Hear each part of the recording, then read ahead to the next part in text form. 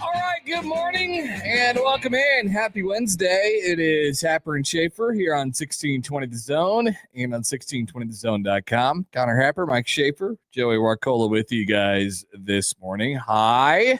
Good morning, Connor, and good morning, Mike.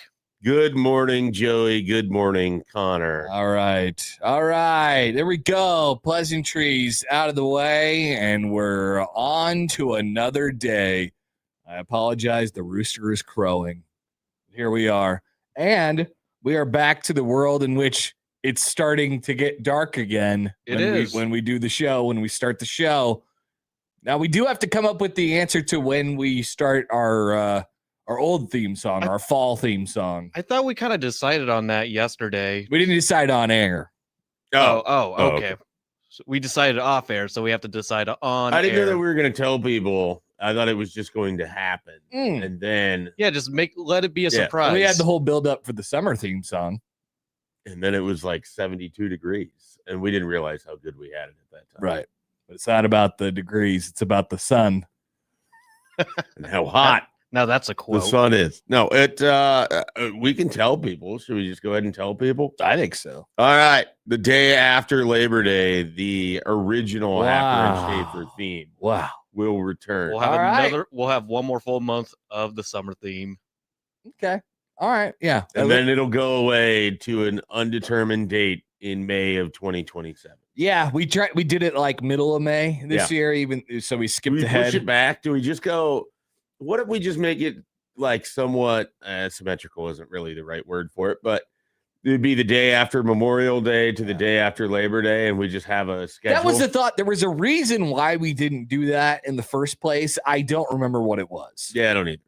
I think we were trying to will it into existence There's or something definitely like that. us trying to will it into existence. I can't imagine myself trying to will summer into existence. This is miserable. It's so hot outside. It's going to be hot again today. Did you ever recover from mowing the other day? I'm barely scratching back. You're kind of hurt.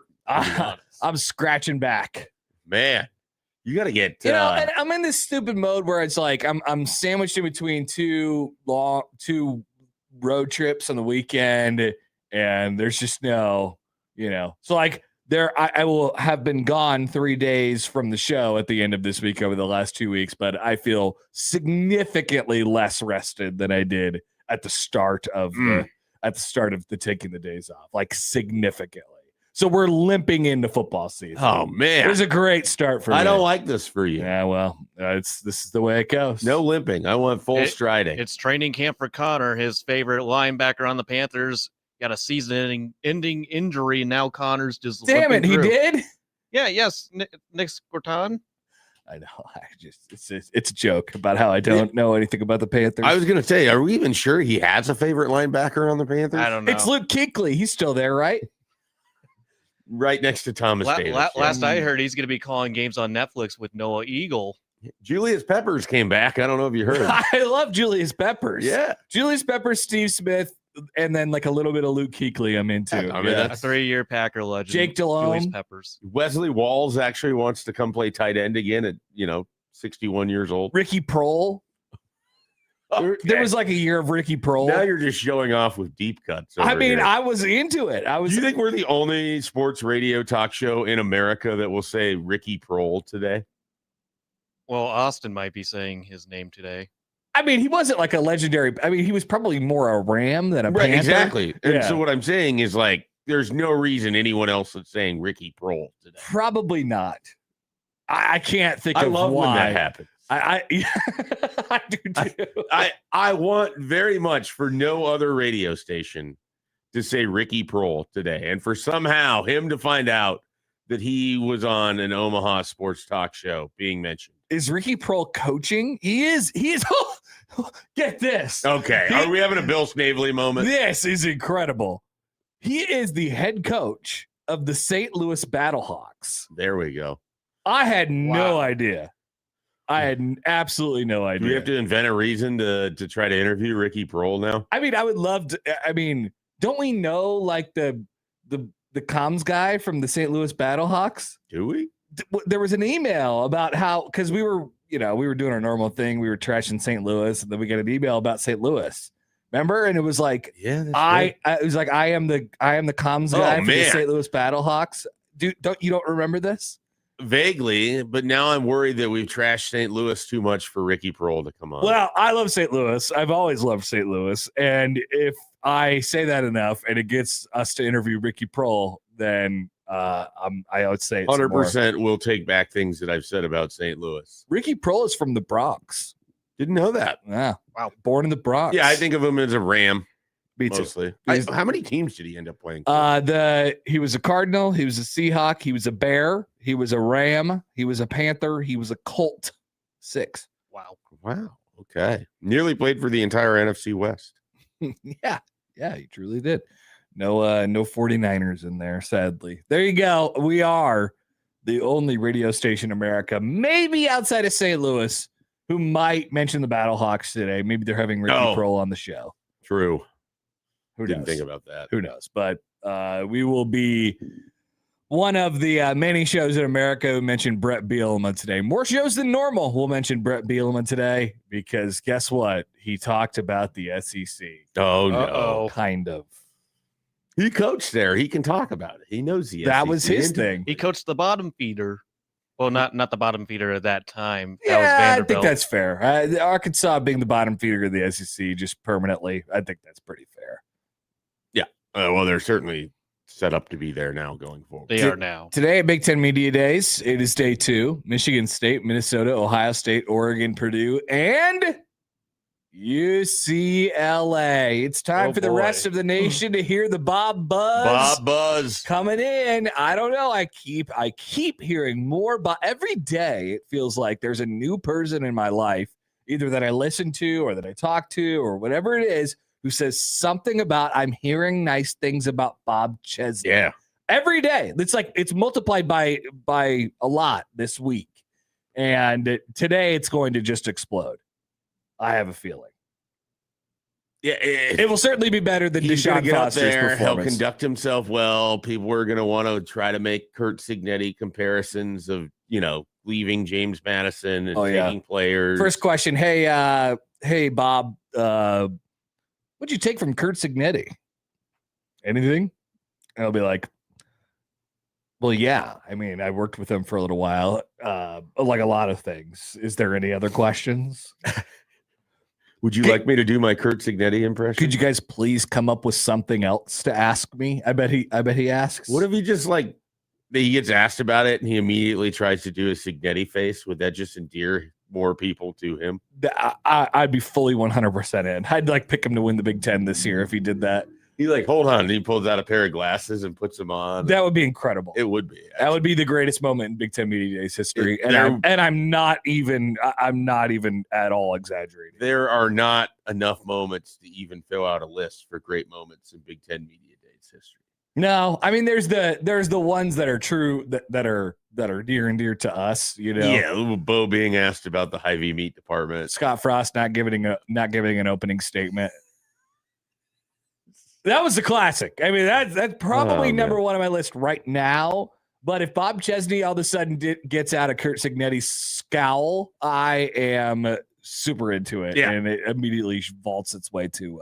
There's a year, the first year that Nebraska was there, apparently they showed up in polos because that's what you would do in Big 12 Media Days. Uh-oh. And then next day they showed up in suits. There was a very we did not get the memo. They went to Macy's. Yeah. They went to TJ Maxx or something. Probably. Well, I'm glad that they were there for both days. I'm glad they don't have to do that. It was it used to be like a 2-3 day thing. It was super weird. And then you had to stick around for the luncheon. Now there's too many teams. It's great. It's worked out. Yeah, I'd sacrifice less teams. I wish there was less teams. Even if the schools had to stay one more day at Big Ten Media Days and there was only 12 schools. You're more likely to get less media days than you are less teams. So. I am. And honestly, that'd be fine too. Yeah, I was going to say that could also be considered a win. But it's something to do. And that something to do is Big Ten Media Days this week. So Sam McEwen will join us live from Chicago. Coming up at 8:30 this morning, as he regularly does. And we will have a new guest on the show today, Cody Nagel. We mentioned his chart that he had yesterday briefly on the show, the whole how do you do in fourth quarters? How do you do, Tim Brando, in fourth quarters? Like there's 7-point games, 6-point games. He had all those things. We'll retweet it as we go on throughout the show today. We'll talk to him about that and a variety of other things coming up at 7:30 this morning. So we'd like to welcome Cody to the show when we do in a little over an hour. That is our lineup today. Of course, we'll sift through our preseason magazines as well. We'll free ball. We'll do a variety of other things. We'll get caught up on media days. I want to do some Big Ten superlatives today as we look ahead to the season. Pinnacle Bank Arena news for Nebraska basketball fans. I almost said Nebraska basketball fans. I watched all of Fred Hoiberg's media availability from the other day, last night, sitting on my couch watching the Royals blow a 9th inning lead, and we could talk about that as well. I assume the media availability, not the Royals blowing the 9th inning. I mean, if you want to. Could have used that win for Seth Lugo. Could have used any wins at any time. We'll just let Jake break it down for us on Friday, even though you're not going to be here. I can forward you some questions if you'd like. Yeah, that would be great. Tibbs and I answering Royals-related questions. Yeah, I like that. Asking Royals-related questions either to way. Jake. Yeah. To Jake? Yeah, I suppose that makes more sense. That's what I was thinking. Like, I thought it'd be more fun if I was just like, Stibbs, what did you think of this Royals collapse? He'd probably think it was all pretty funny. He would probably be in favor. I don't think he's a very big fan of that city. CJ Stroud made news yesterday by doing something he never thought he'd make news for. Be ranked 24 in the draft rankings. Walking. Yeah, I saw this. I'm gonna need to investigate, or I don't know if video is gonna be put up on the stream. I got the video. All right, so I'm not going to watch until it's on the stream. You're gonna love it. Yeah, this is gonna be great. Is he a flannel shirt guy? No, it's not about what he was wearing. It's not really about what he was wearing. It might be a little bit about what he was wearing, but yesterday he was the talk of the NFL for simply walking into training camp. Wow, it was great. Also in the NFL quarterback golf handicap changes this offseason. I'm excited to learn. This could potentially impact your fantasy draft status. You know, what do you do? If a guy's been playing too much golf, his handicap goes dramatically up. Do you want to draft that guy? Is he locked in? Is he focused? Is he ready to lay it all on the line for your fantasy team this year? Those are questions that you have to answer yourself, but we'll give you the data to arm yourself with coming up today on the show. And I mean, yesterday was, I don't know, probably people are a little bit sick of this conversation, and I kind of am too. Yesterday was a day made for uniform patches. The Ohio State one, of course, the Notre Dame one, which mogged it later on in the day.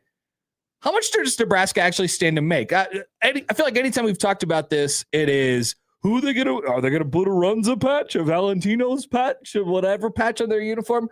I mean, let's talk about the money piece a little bit. How much can they stand to make off of this? So we'll do that coming up today on the show, including our guests, obviously, as well, Sam McEwen and Cody Nagel from CBS Sports. That is the setup today for the show. We want to hear from you, 402-951-1620 on the Prairie Flower Casino Zone hotline. You can call or text that number. Tweeted us at HappenSchafe, at Connor Happer, at Mike J. Schaefer on the Liquid Trucking Zone Twitter feed. You can email Connor, Mike, or Joey at 1620thezone.com on the Equitable Bank Zone inbox. Who's that huge guy? And we say good morning to our YouTube streamers this morning, including, look, did I see a Platt Cat in here at 5:52? Yeah, he's up early. Wow. Debo, I like how this the Tax and Gigs guy has showed up lately. This is good. The 6 o'clockers, it's a special group. Because there's only about 4. And Kevin's in there, obviously, every day saying Kevin's good morning. Usually almost always there. Thank you, Nobody, for being here, obviously, as well. But it's a tight-knit group, the 6 o'clockers. And then all the normies come in throughout the remainder. Yeah, they're like, all right, what? 8 o'clock? Everybody's here? I guess I'll join the show. But we do have a special appreciation for you 6 o'clockers that are there. I always feel like I felt this way when I did a previous edition of a morning show that started at 6 o'clock. I always feel like you're alone at 6 o'clock. I always feel like there's nobody listening at 6 o'clock.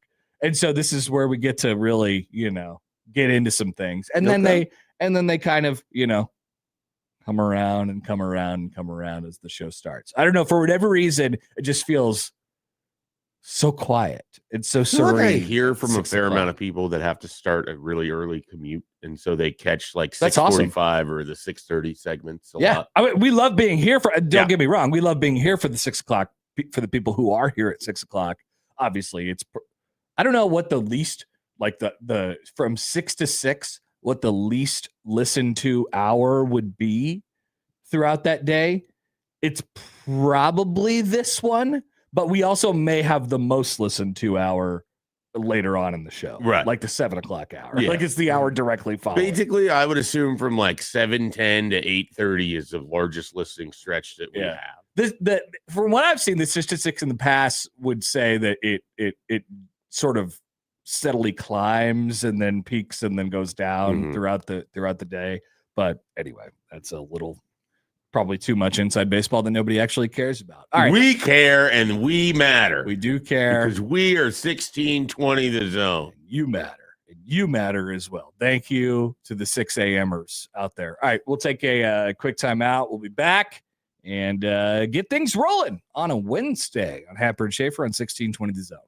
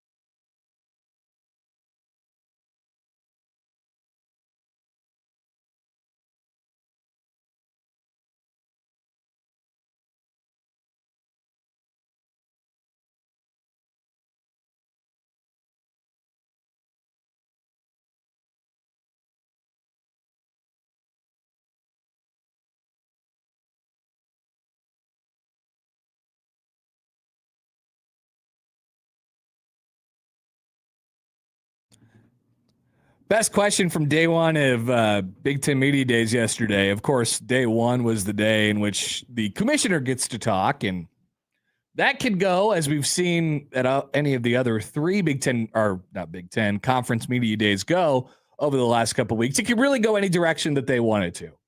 There was Brett McMurphy had yesterday that Greg Sankey said, I believe it was almost 3,000 words in his opening statement. And credit to a guy who we give a really difficult time on this show, deservedly so, because he's in charge of, partly in charge of ruining college football.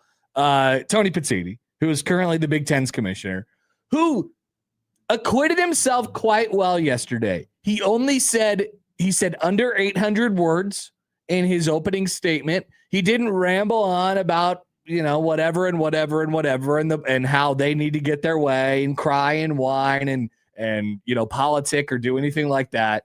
He just took questions, and it wasn't it didn't really feel like he got up there with any one big message to get across, which I really genuinely, it might sound like I'm being sarcastic. I'm not. I genuinely appreciate that from Tony Petitti.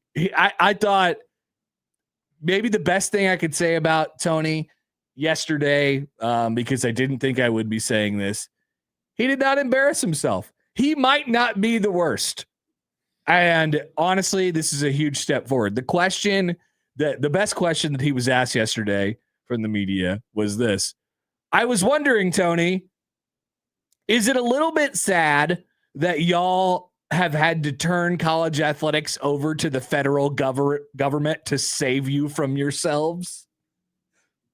And he was like, basically, yeah, we can't make any decisions. Right. Yeah. I mean, which once again, nice job, Tone. I mean, I kind of appreciate this. He did a nice job of not like droning on to any one thing. He didn't feel like he was trying to sell anyone anything. Yeah, no. I think he just stated positions that either he holds or he feels the conference holds, or as stakeholders for college football they should hold, and largely left it at that. I mean, it was. And this is not like you could tell in the SEC when Sankey talks, there's this sort of expectation that everybody else who is a coach in the conference has to not only fall in line, but like bang the drum, right, and say, "Oh, I love our great commissioner, Greg Sankey. He does a great job for this conference, and he does a great job for college football, and I agree with everything he says." That's the way it always seems to me with the SEC. With the Big Ten, it seems slightly different and certainly more appealing, which is, I think there's a lot of coaches in the Big Ten and ADs in the Big Ten who will fall in line with what Tony Petitti has to say, because they know the way the wind is blowing. But it's not like, I love this guy and he does such a great job for me and he has our back and I think we have to defend ourselves against the tyranny of the SEC. Like, that's not the sense I get from the conference. It's a conference that now just wins the national championship, and they don't have to like go out there and be like, here are the things that are wrong, and here are the things that I think that need to get completely better and change overnight. Otherwise, the deck is stacked against us. For the lack of a better term, he sounds like someone who's leading from in front, or just sort of totally. We're going to let the play of our teams kind of dictate who we are, what they are. There's nothing for him to sell. I mean, that's part of it that was great, is that he's not getting up there. It's not the ACC where you have to try to keep your conference together and sell your He's overall. in the catbird seat for sure. Yeah, and so he acknowledges that, and it's like, we'll go talk about what matters a little bit to us as a conference, but for the most part, you're not here to see me. You're here because we have this great conference and we're starting our 3 days of media days here and blah, blah, blah, blah, blah. Like, it was wise. I mean, there's no reason to make yourself overly big. I was concerned. I was concerned that the Big Ten was going to get rattled by all this SEC rattling. Sure. That's what they do. You're worried that they're going to fall for the exact trap, which is like, hey, we got to do more, and this needs to be a show. And that what would end up happening is you get some sort of Michael Scott-esque production to really try to raise the, raise the whatever it would be for the Big Ten. And the approach they took was, hey, we know what we are. We like where we're at, and we're going to continue to try to keep things on this level. I got to give credit to Tone. Yeah.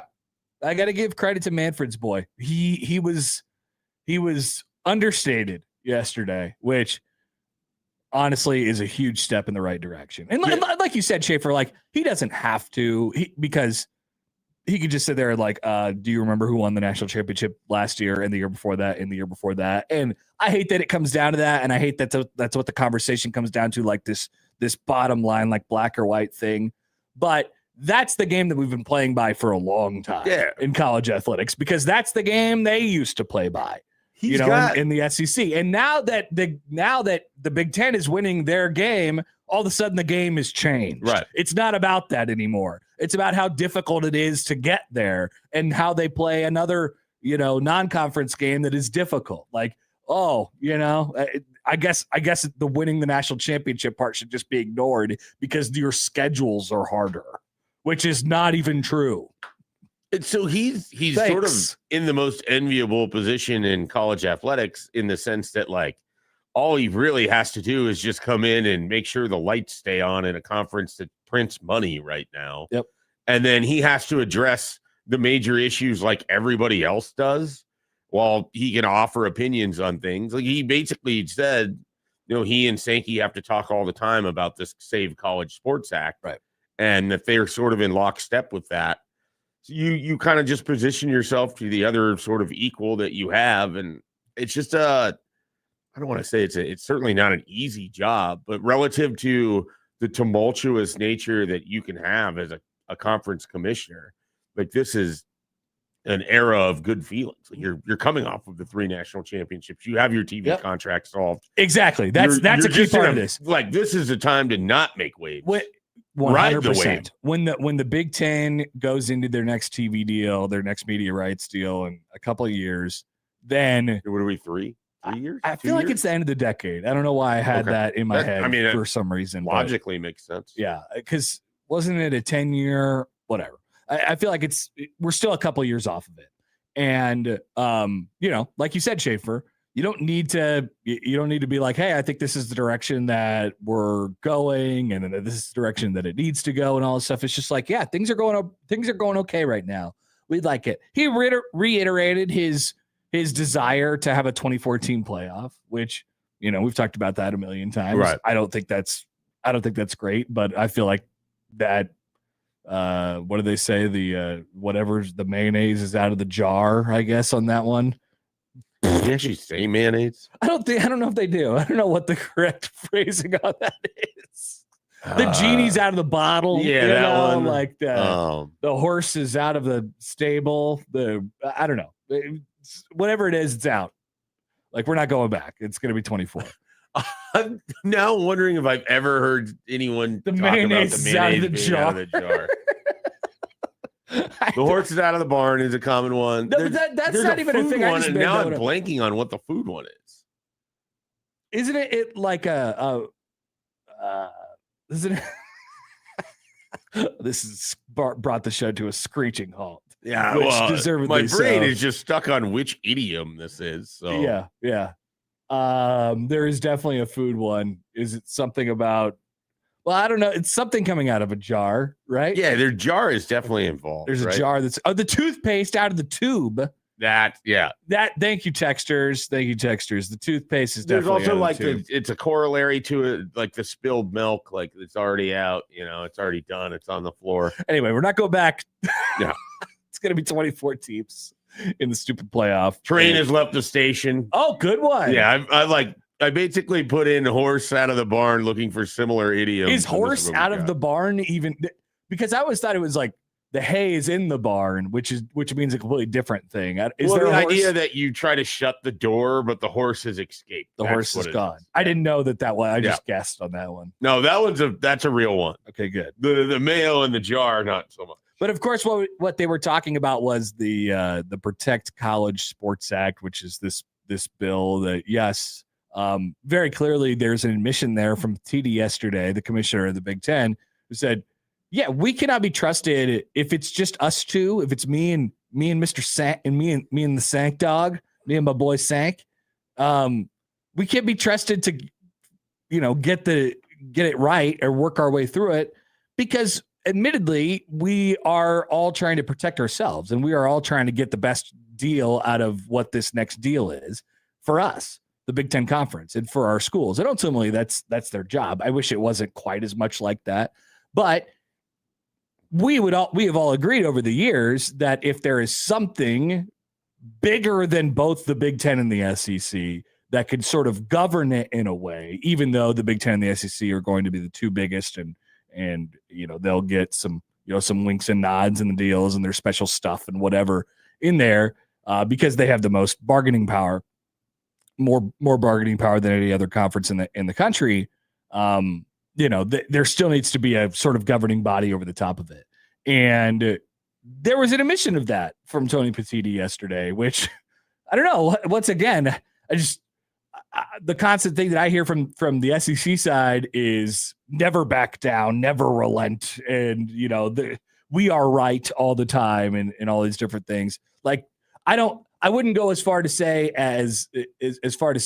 there is a protection of the game and the sport from the Big Ten's level, but it's certainly a hell of a lot closer than it is here than it is in the Southeastern Conference, which I think that I've come to appreciate at least. There's an acknowledgement that there's other people that exist, I think, is maybe the way to 100% to phrase it. 100%. That you're not just in this by yourself to get as much as you can for yourself. Yep. That in order for college sports to matter, you have to have the other people come along too. A couple more idioms coming through. Some of these mean different things. Caleb says the proof is in the pudding. That's different. Yeah. But that's a good one. Sindelar, the baby is out with the bathwater. I just throw the baby out with the bathwater. Yeah, Loxley last year was you got to throw the snake in the crib or something. And I was just like, one. I don't know if you had your child yet, but I'm like, no, you would have had it. You would have had her. But I just remember hearing that, what the hell is he saying? I don't remember that. Who's putting a snake in a crib? Mike Loxley? Yeah, it was about starting the freshman quarterback. It was about Malik Washington. Wow. Use the phrase, this is from Al, use the phrase throwing a snake in the crib with a baby. Big Ten Media Days last year. All right, we'll see what Lox is up to today. So is that a real tomorrow? I never heard that one before, but different areas of the country. Yeah, I guess. It's the idea is that a baby wouldn't recognize that a snake is dangerous, but why the hell would you throw the snake in on the baby? Well, that's the baby is the freshman quarterback, right? Yes. So just and the danger is everything else around it. These videos freak me out. Have you ever seen the videos on the internet where they take the baby to swim lessons, but the swim lesson is just toss the baby into the water? I haven't watched those. I've done swim lessons with a child now, though. Does that happen? No, that would freak me out. I definitely haven't chucked Hudson in the water, though I would love to. This is but no, we're not talking about a kid Hudson's age. We're talking about a small baby, a small child. Yeah. Yes. No, I haven't watched it then. They're terrifying. I don't like them, but they pop up every time. Check it out. If you watch a video where the baby does not pop up, I would be horrified. Something is wrong. I think that's where part of the apprehension comes from, is that you're never quite sure. I don't like those videos. I don't like them. Are you at the point with the internet that you can't trust any video that you watch anymore? I definitely look at it more critically. Yeah. I'm skeptical of every video that gets sent. Well, I'm going to show you this CJ Stroud video from later on. I'm sure it is of real substance. I'll say, check this out. Take that.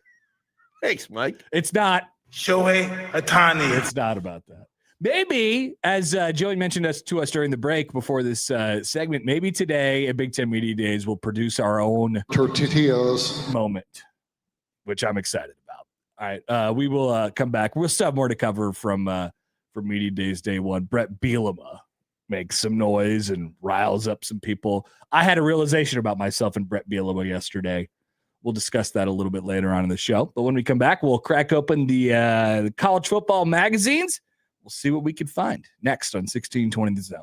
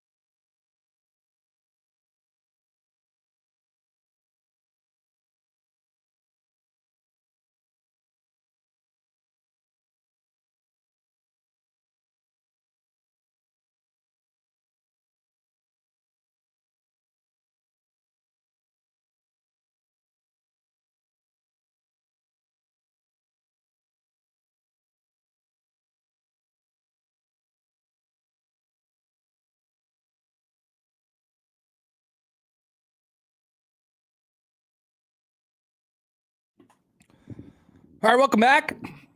Happer and Schaefer on 1620 The Zone. We're giving away 4 packs of tickets to the Storm Chasers game on Saturday. Unsportsmanlike conduct is anyway. They play St. Paul at 6. Ben Zobrist will be in the house. That's 2015 World Series champion Ben Zobrist. Did you know, Mike Schaefer? I have a couple Storm Chasers facts for you. The Chasers are hot right now. They've won 10 out of their last 11 games. And people are wondering if Gavin Cross is going to get the call to the big leagues. I have noticed that Gavin Cross is on an absolute heater. Homers in 6 straight games and has a 19. He hit another one? He hit another one last night and has a 19-game hitting streak now. Let's go. Gavin Cross, former top 10 pick from Virginia Tech, I think. That's right. And a guy that has struggled quite a bit in his career, but nice to see hopefully a breakout year for him. Thursday is Royals night at Warner Park, by the way, if you want to go out there and see it. So Willie Wilson will be in the house. Slugger will be in the house.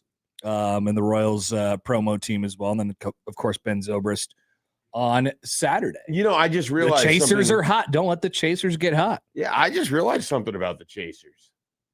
Matt McMaster is going to be at Warner Park today. Oh, my gosh. Yes. Yes, he is. He's there today. Is he doing... Now, I heard some conversation about him doing some emceeing. Is that happening today? I have not heard that. Okay. I just know that he and Josh Hodgson will not physically be here for the crossover. Wow, that's sad. We will be talking to them at Warner Park, where Matt McMaster attempted the 999 challenge. Maybe he could sit in that exact chair. Have to discuss it again today. Maybe he will sit in that exact chair. I hope Marty comes by and has like a little Dixie cup and, you know, a little Smoky. Just bring him some water. Yeah. All right, let's crack open the mags. And we have more teams that we need to preview.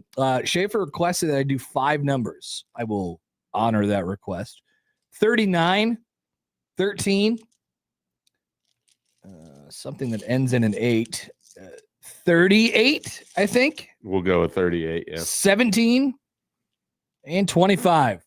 So 142. Nope, 132. Dang. You're always like 10 off. Yeah, I know. There's like I carry too many, I guess. Carry too many or sometimes too few. Okay, this is the SEC preview page. Do you want me to just run through his SEC predictions of 1 through 16? Actually, well, not all of them, but yeah, give me like the top 5. Top 5, Georgia number 1. Then we have a tie at 2, Oklahoma, Texas, Ole Miss at 4, LSU 5. It's interesting. I mean, Oklahoma and Texas are some of the best programs in the nation, point blank period. They have acquitted themselves quite well in the SEC in their time there so far. They've done a nice job. Alabama tied for 7th prediction-wise here, which is would not be received well. Not a lot of people who are high on the Tide this year. There are not. Who was picked second to last? Second to last is Vanderbilt, returning to earth. Some wonder post Diego Pavia. Who's picked last? Last is Ryan Silverfield and his lack of aura. And then third to last, I would assume, is South Carolina. No, third to last. South Carolina. Kentucky. Third to last is Will Stein in Kentucky. And Kenny Minchie. Yeah, that's right. All right, so flip over the page and give me is the SEC, are the SEC teams after the preview or before the preview? After. All right, give me the first SEC team. Georgia. Have we talked about the dogs yet? Let's talk some dogs. Georgia won the SEC last year with the league's number 1 ranked in game grader. They return 14 starters, and the 2 deep is overflowing with former 5 stars. They will be back in Atlanta to defend their crown and benefit from the SEC's easiest schedule. Is the only team to face 3 of the top 8. Georgia is my pick in. To win. How's that end up that way? You know that they get the easiest schedule. Yeah, what's up with that? I know that happened for Texas a couple years ago too, where they joined the league and then it just breaks for them that it's that easy. Georgia's my pick to win the SEC title, but the dynasty tier is graded on their performance in January. Kirby Smart has a championship caliber defense yet again, but to make a deep Playoff run, he'll need some of those 5-star receiver recruits to rise up as game changers. That's, I think, an accurate summation. You always know the defense is going to be good. The offense feels like it's really stalled out in the post Stetson Bennett era, which sounds odd because it wasn't like Stetson Bennett was like great. But they go to Carson Beck and it's fine. The theory has always been like if we just like don't turn the ball over, right? If we just play regular offense and hold the ball for a little while to protect our defense, we'll be fine. We run it pretty well, I think not amazing. What they found is they actually need to try and score points. So I think they're in that spot that Nick Saban was when he made the decision that they needed more dynamic quarterback play. Yeah. And so that's when you ended up with like Tua and Max Jones. I know Max Jones sounds weird to say dynamic quarterback play, but go look at He was awesome in college, yeah. And so like I'm wondering if Georgia has to make that transition. And keep in mind, we're mostly just talking about, Georgia obviously has a fantastic statistical offense, right? And has historically, but what we're really talking about is the games that matter in the SEC championship game and in the college football playoff. And in the other games against other top 5 or 10. Yeah, I guess teams. in the 2 games they lost, they scored 21 points to Alabama, lost by 3, and they scored 34 and lost 39-34 against Trinidad Chambliss. Right. One of the best games last year. Was you awesome. Go back and you think about it, that was as good of a playoff game as there was. Really.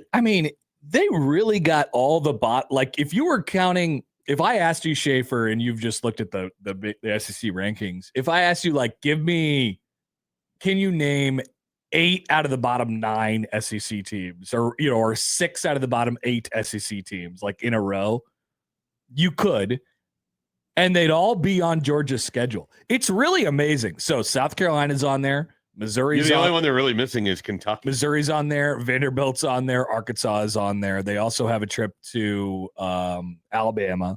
They have a trip to Ole Miss, which is difficult. But Florida, nobody knows what they're going to be like this year. And then they have Oklahoma at home, and they have Oklahoma at home early. So enough time to sort of like recover from that. Georgia Tech at the end of the year. Yeah. It really sets up well for them. Their hardest game is either the home game against Oklahoma at the end of September, and more than likely, it's the trip to Ole Miss. The trip to Ole Miss. Yeah. Or the trip to Bama, I suppose. The trip to Bama could be difficult as well. Yeah. But I think Ole Miss is better than Bama. Yeah. He's weird because I feel like I like Texas A&M more than other people do, and then they've been pushed down. Marcel Reed is a very polarizing guy. Yeah, well, you either love Marcel Reed or you do not love Marcel Reed. And it's not like a game to game. It's like play to play. Like their season ended last year on one of the worst pass decisions that you'll find. And so that makes sense that would be true. The thing that they have, similar to Georgia, I just expect the Mike Elko defense is going to be pretty great. Yep. And he's reloaded, I think, again. They got some weapons on offense, too. They'll be interesting. Right. Gus Mohawk says, can we add this little detail to this segment? Will Nebraska have a better record than said team? Than okay, yeah, I like this. About? And no. The answer is no on this one, unfortunately. I'm taking Georgia. I know it's hard to believe. I know. Yeah. Joey, what do you think? Nebraska or Georgia this year? We all know the answer. Oh, I think you got to say it. You got to say Georgia. Okay. All right. I thought you were ramping up for a good joke there or something. Yeah, like I thought Joey was going to trick us. All right. When we come back, it's the 7:00 hour. We'll be joined by Cody Nagel at the bottom of the hour to talk some college football and more with him. So stay tuned for that. We'll get into what Bret Bielema had to say. We'll get to Big Ten superlatives. And, of course, I still have to show Schaefer the video of C.J. Stroud walking. We'll be back after this on 1620 The Zone.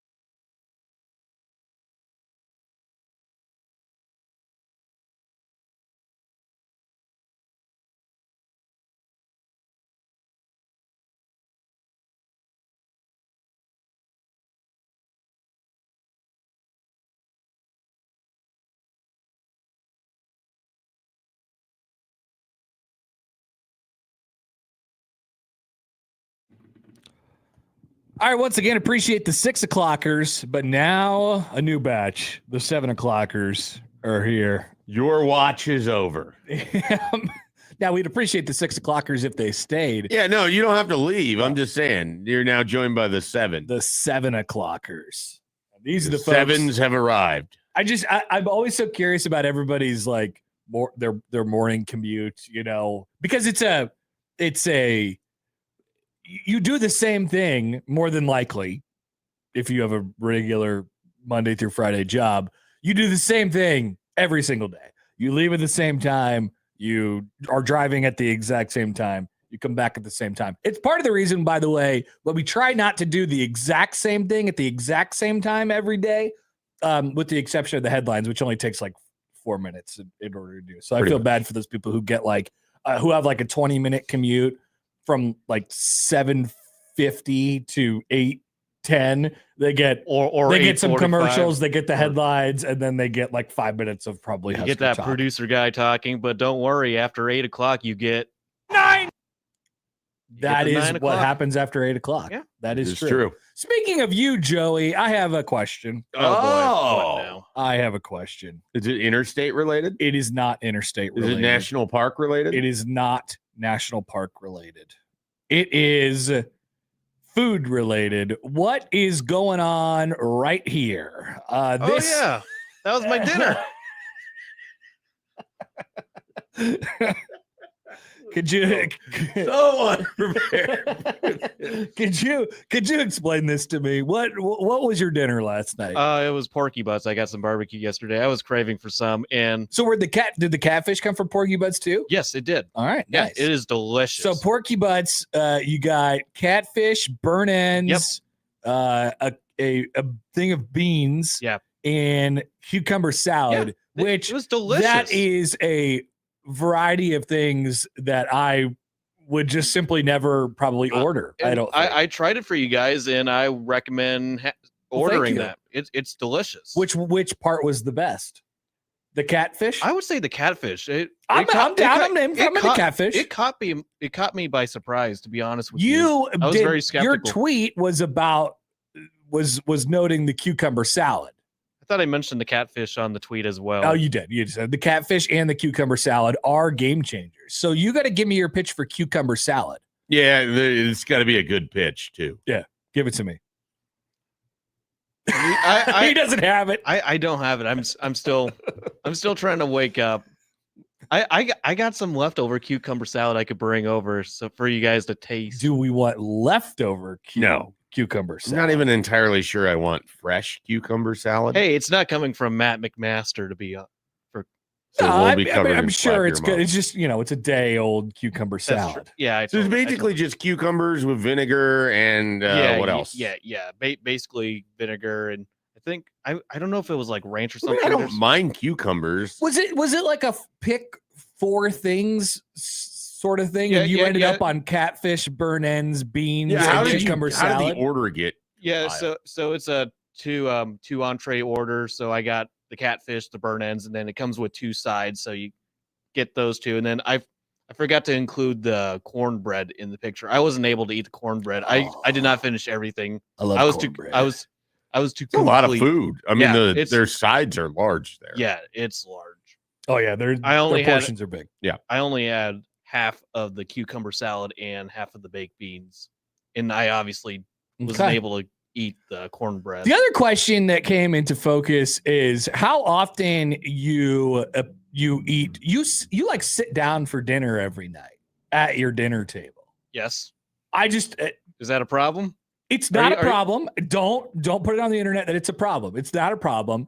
It is something that we have noticed because when I was your age and I lived by myself, I was not eating dinner at my dinner table every night. Well- Nor do I think I really had a dinner table. Well, my first apartment, it was a lot smaller. I did not have room for a dinner table, so this apartment has room, and it's also facing the living room TV, so I could just watch TV from there. And my TV is very large, so it You works. did get a new TV. Yeah, I got a new TV You because get the a new previous My TV one- is very large. Joey Warcola. So you can sit there, eat. You're not worried about making a mess in your living room. You still get everything you need from your television. Yep.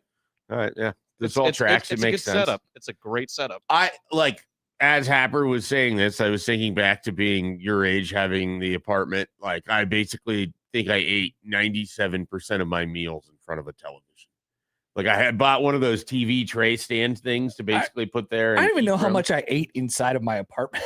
Really? Like, I would just go to Qdoba or something. Well, sure. Like, probably more than enough. You know, more than what you would call, quote unquote, too much. You weren't cooking at home? not as much as you would. I do like cooking. No, I know. And I liked experimenting and different things like that. But I don't know. I guess it's hard. It seems so mundane now that I probably just can't remember it. That's probably what just it was. Cooking a meal. But Yeah. I don't really remember a whole lot of times where I was like, I'm going to go home and sit down and eat dinner by myself. I got big plans for myself tonight. It's making dinner. But Joey does this nightly. I mean, the college last night he version came of up making with dinner for cucumber me salad. was a lot of like grilling food and bringing it inside, or Yep. frozen pizza and or stuff that just gets put in an oven that you take film off of. I did get into kitchen gadgets during this time, and the thing that ended up being a huge bust for me, I was really excited about. It was like $25. You like crack an egg into a thing, and it like makes a nice little form, and then you drop it on a little platter or whatever. It's like an egg maker. And then I thought about it, and I was telling all these people about my egg maker, and they were like, "An egg maker? What do you mean? Don't you have a skillet?" And I'm like, "Actually, yes, this is stupid. Why did I get this?" And then I think I threw it in the trash. So, like, was it? Did it make egg bites? It was a scam. It was a scam. It was not bites. I don't know, probably about. I bought like a $2 pancake. circular thing that you would crack the egg in, put it in the microwave, and it would make like the perfect. It was like a not large. It was like a medium-sized countertop appliance. What in the world? I don't know. It wasn't like hard-boiled eggs or something like that. I don't like those. Yeah, my wife was like into that for a while. There are some hard-boiled eggs, people. Yeah. I bet those 7 o'clockers that are listening right now are hard-boiled eggs. I have a friend people. that'll just go to a gas station and get hard-boiled eggs or whatever. Are you just talking about by itself? Like the ones in the little bags? Yeah. Are you talking about by itself or just mixed in with like some meals? Because some people would just use both. that. Okay. Yeah, no, he travels a lot for work and Mostly will just by stop at a gas. Like that's like a gas station snack. That's crazy, man. Yeah, it's serial killer. His level car's stuff. got to smell. You would think. Stinky car. Gross. Are you into hard-boiled eggs, Joey? No. I'm not. Not at all. Your guess was that he was, though, wasn't it? Yes. Same. I was not expecting him to say no. I was surprised No by that offense, one. Joey. It seems like you'd be into hard-boiled. Yeah. Poll question. Does it seem like Joey would be into hard-boiled eggs? I It think does, so. 100%. He's into cucumber salad and catfish. Cucumbers are a game changer. I love cucumbers. Part of my evidence for this was that. I don't think cucumbers are a game changer. Cucumbers are good. They can't be. They're kind of a game Cucumbers changer. have been around for They're a not while. new. Like they're not Yeah. game-changing. Putting it now, to his point, like putting it in a concoction, putting it in a quote-unquote salad. He's not a salad. But One of the most consistent appetizers at like a extended family event. Fried pickles. No, that's one of those. He's too, out on but pickles. This is one of Shelby's in-laws always makes, or not in-laws, one of her aunts always makes cucumber sandwiches or whatever for these parties and get-togethers. Those are very popular. What part of it? Where is the cucumber located on the sandwich? Well, I assume between the two slices of bread. What if the cucumber was the bread? I don't think the cucumber is the bread. The cucumber could be the bread. What's wrong with that? Look, I'm You not told me saying cucumber sandwich. potentially make a sandwich. What I imagined in my head was a cucumber, like a sandwich made of cucumber.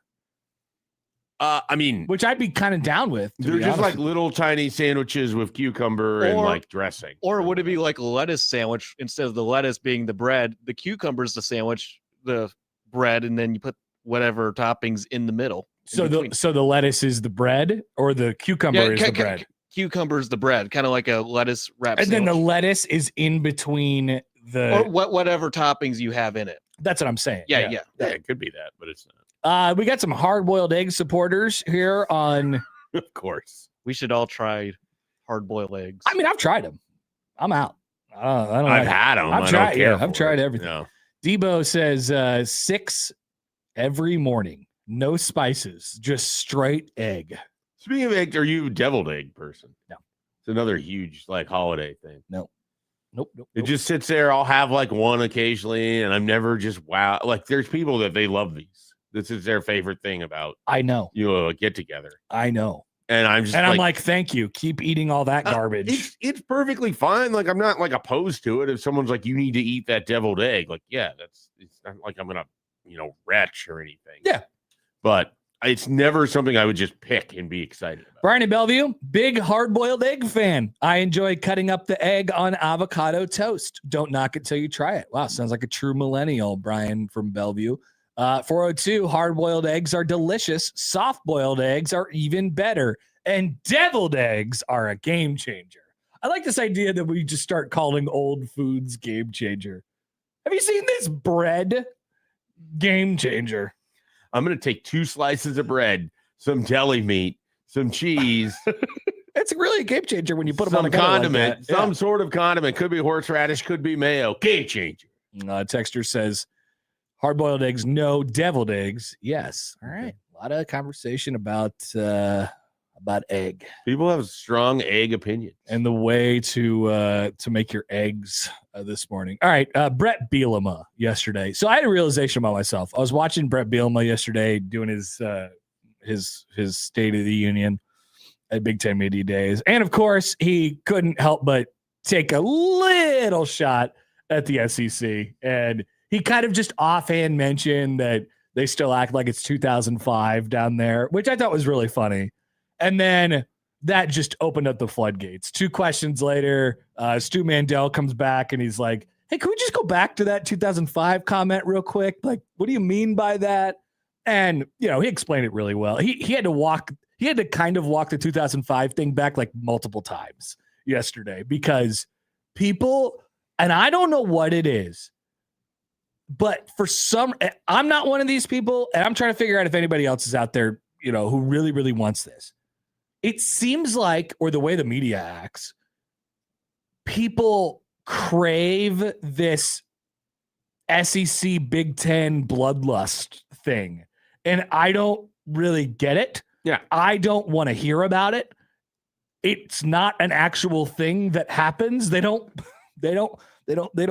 not living, breathing things, they don't fight each other. They don't play each other. Sure. Right. They don't go against each other. They're 2 separate conferences with 2 separate talking heads and things like that. But oh my goodness, you would have thought a light bulb flipped on in every single person in the media's head yesterday watching Bielema when he said the SEC acts like it's 2005. They lost it. And then all the questions came in. About the SEC. Did you not see every single question to Pizzini was about the SEC yesterday? Did you not see the giant sign that dropped down after he said it that just said content right behind him?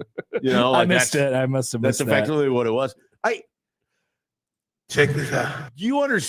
You do understand why this happens, though, right? There's nothing I think so. in our society we love more than pitting things against each other when there's no logical reason as to why to do it. Yeah. And it's not just like it's a sports thing.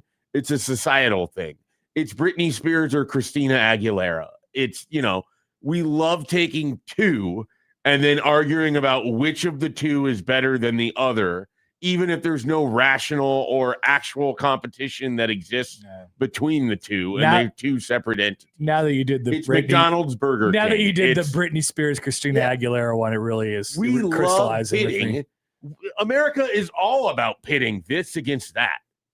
It is. We love it. It's a great thing. Is it? Well, in the sense that it drives conversation and everything else, yeah.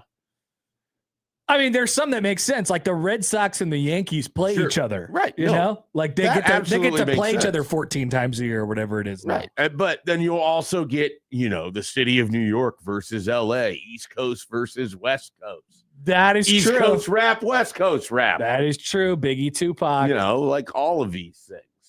There's also the giant sort of, I think, Big Ten SEC works really well because it's a cultural aspect of it. There too. definitely is. You get the stereotypes of each would be the SEC regarded as poor, and the Big Ten regarded as uppity. Are Yankees reporters asking Brian Cashman and Aaron Boone about the Red Sox all the time?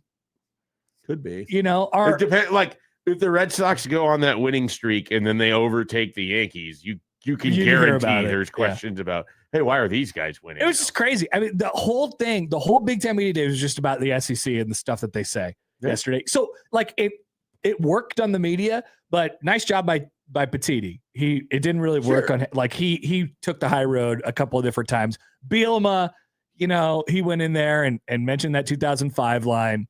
And then he was asked to follow up. He goes, immediately when he was asked to follow up, he goes, well, guess I just made the headline, didn't I?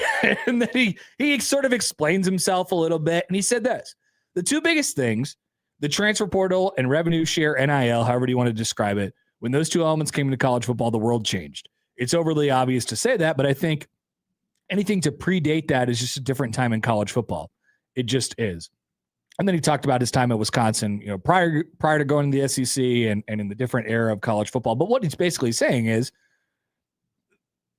there was that he sort of gave a couple like half examples of when he was at Arkansas, he would go and there was this sort of aura about the SEC, right? And you go show them all the mahogany and the fancy and the championships that are won by the rest of these schools in the SEC, and it's like, this is what we get to play in. And, then he also gave the example of, what part of the conversation yesterday for his team was he lost his entire offensive line year over year to graduation of the draft or whatever it is. And he's like, I wouldn't have been able to get those guys, the guys that we got out of the transfer portal, had this NIL transfer portal thing not existed before. So like, I'm in Illinois. We are not one of the have-beens in college football, but I could go out and I could get good players because we have the funds and the resources to be able to do that. And that's his definition of why college football is different. And that's what he meant by the SEC wants it to be 2005. They don't want that possibility to exist because it helped them in 2005. Yeah, that should be obvious to everyone. Right. I mean, I think it is. Part of their disdain for the Big Ten is that the Big Ten has taken things away from them over the course of time because college football has flattened.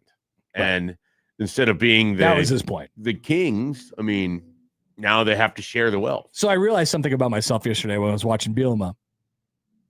I'm a Bielema guy. I like Bret Bielema.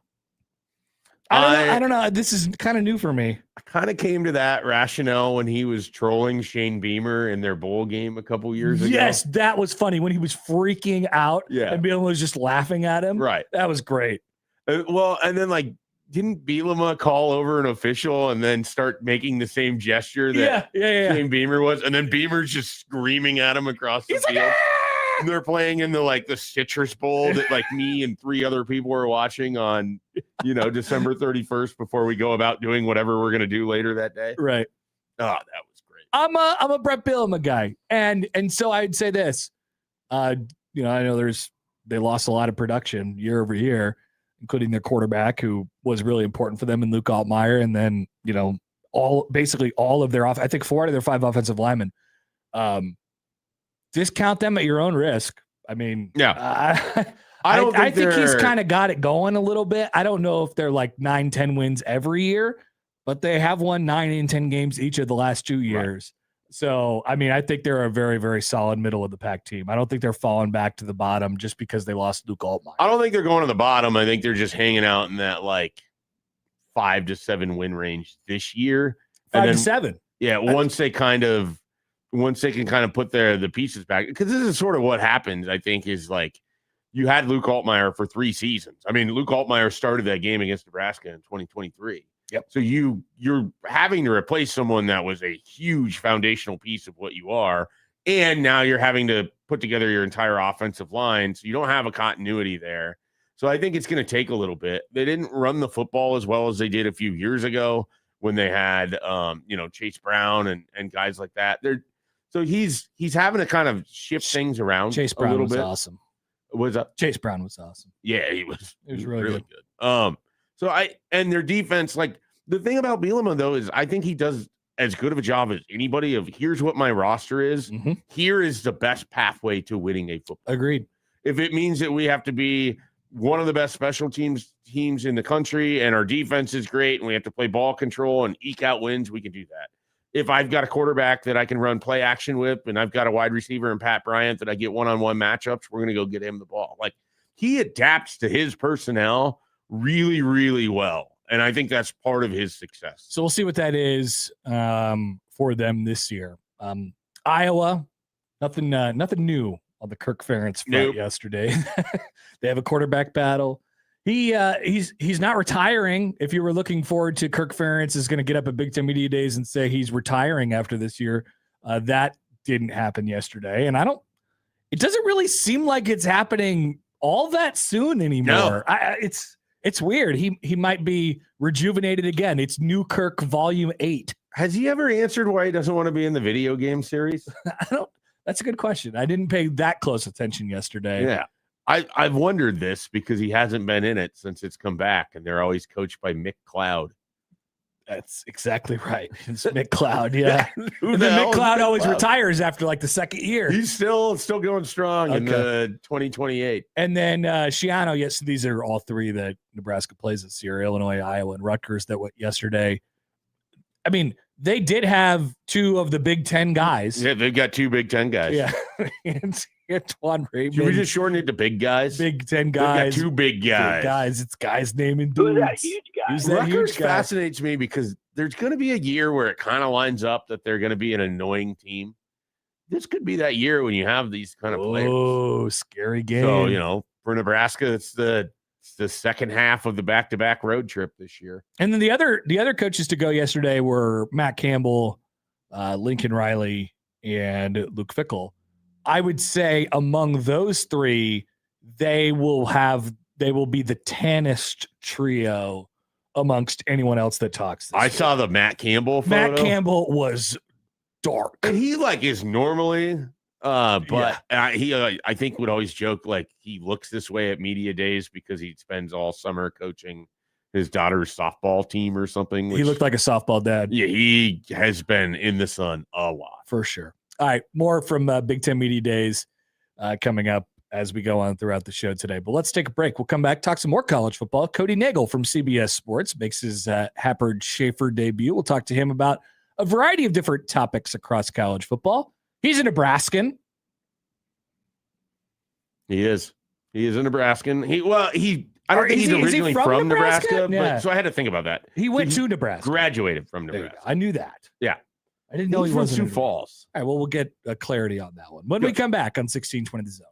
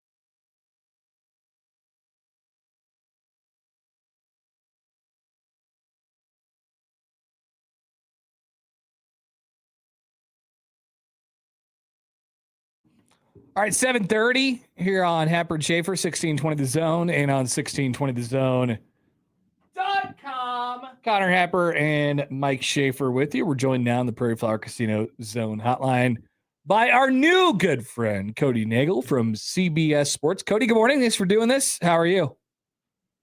I'm doing good, guys. How are you? All right, so we got to get this straight. We're good. Are you from Nebraska, or did you just go to Nebraska?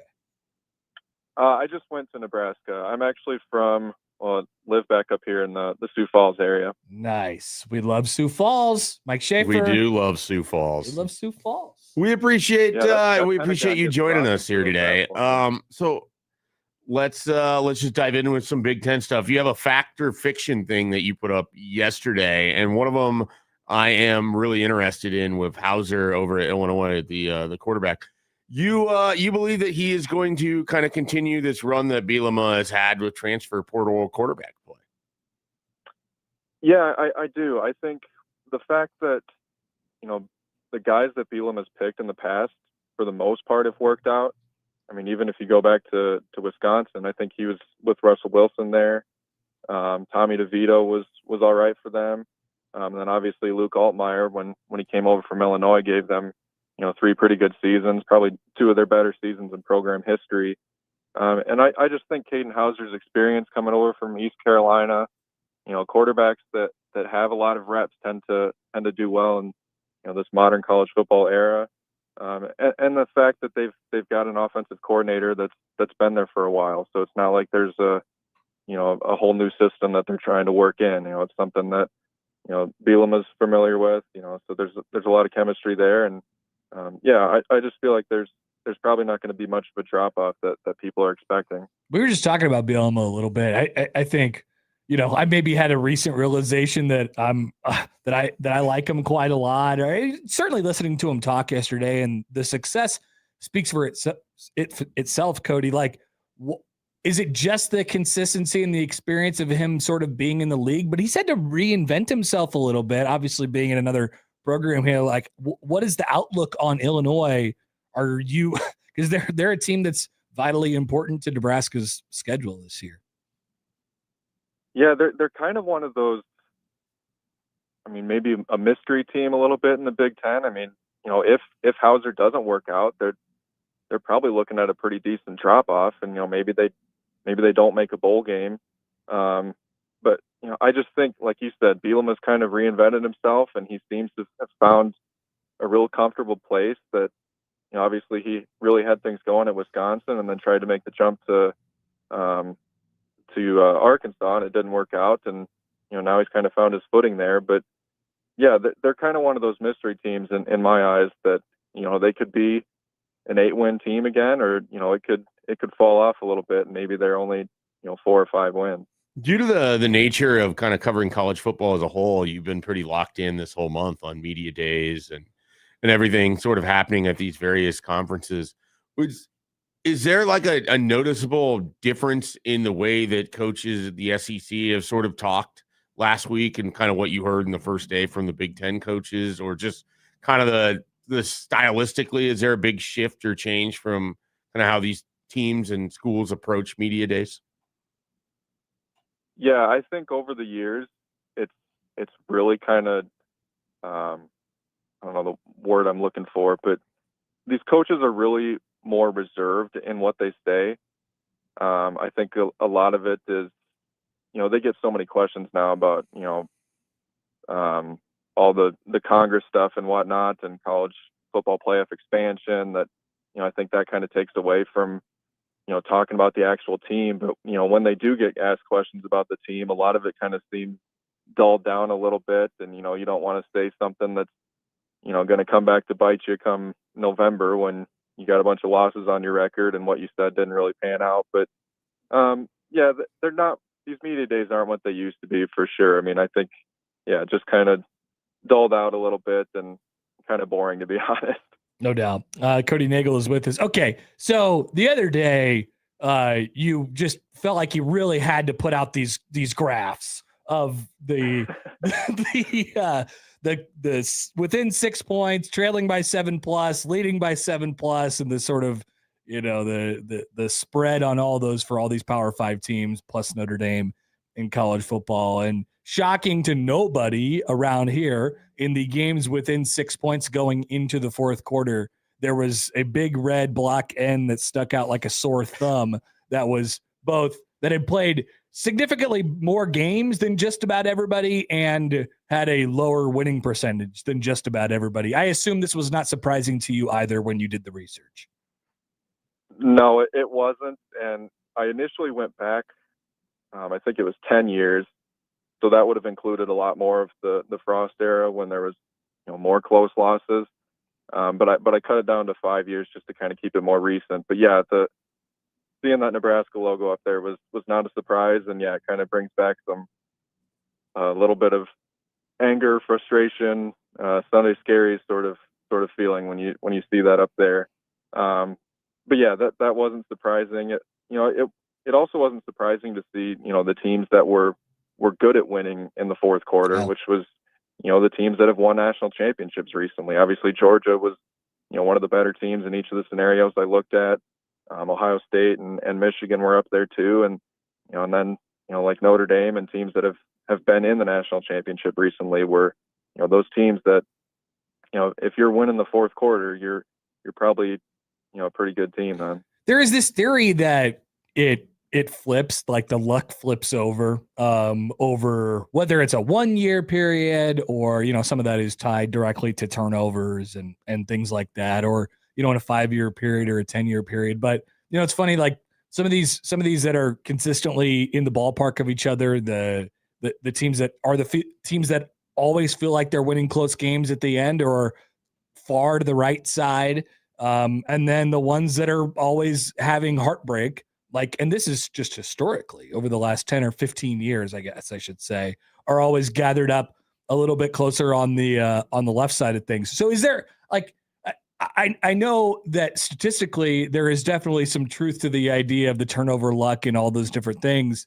but what is it about these programs, do you think, that always end up gathering themselves near each other? The ones that seem to lose a lot of close games, and the ones that seem to win a lot of close games. I mean, it's got to just come down to culture and the coaching and mentality that you have in these situations. I mean, there's a reason Kirby Smart's the best coach in college football. I think you can make an argument that Kurt Cignetti might have jumped him just with the turnaround that he did at Indiana. But if you go back 5 years, there's no one better than Kirby Smart. And they have a saying that we own the fourth quarter or whatever, that and it's proven when you look at the numbers. I mean, they've got a mentality that if we're up, we're able to put teams away. Even if we're down, we're able to come back at a higher rate than other teams. And when it's close and it's within 6 points and it's a toss-up game, we're the team that comes out on top most of the time. So and then you look at Nebraska and Auburn and Wisconsin and Kansas, those teams that are on that left side of the graph that they've been kind of rotating through coaches and haven't really set that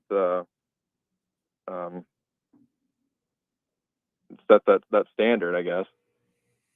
So I am curious, Cody, was there a team that you thought was going to be on one side or the other, and then the data comes out and it surprised you in the sense that it didn't meet what would have been the eye test for you or how you kind of remembered things?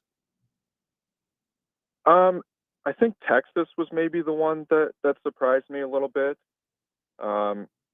More with the teams that are going into a fourth quarter with the lead. I think they were. Let me see if I can pull up the graph here.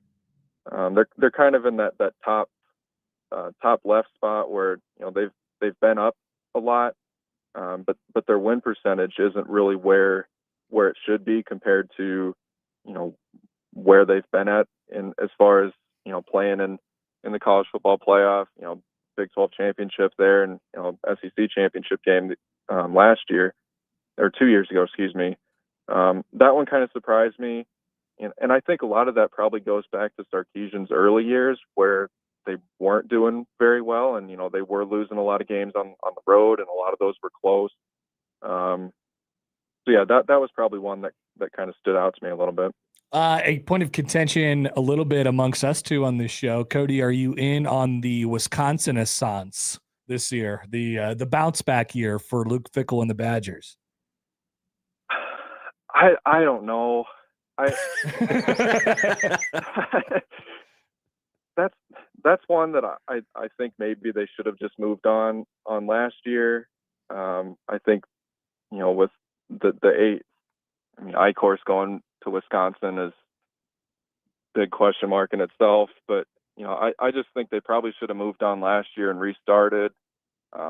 Maybe the fact that they added a little bit more investment and were able to attack the transfer portal a bit helps out, but there really wasn't like big guys that stood out to me as far as, okay, here's a difference maker that they got that can win them a game or two. It was kind of some just more depth pieces that I'm just really not sold that'll be a big turnaround year for them.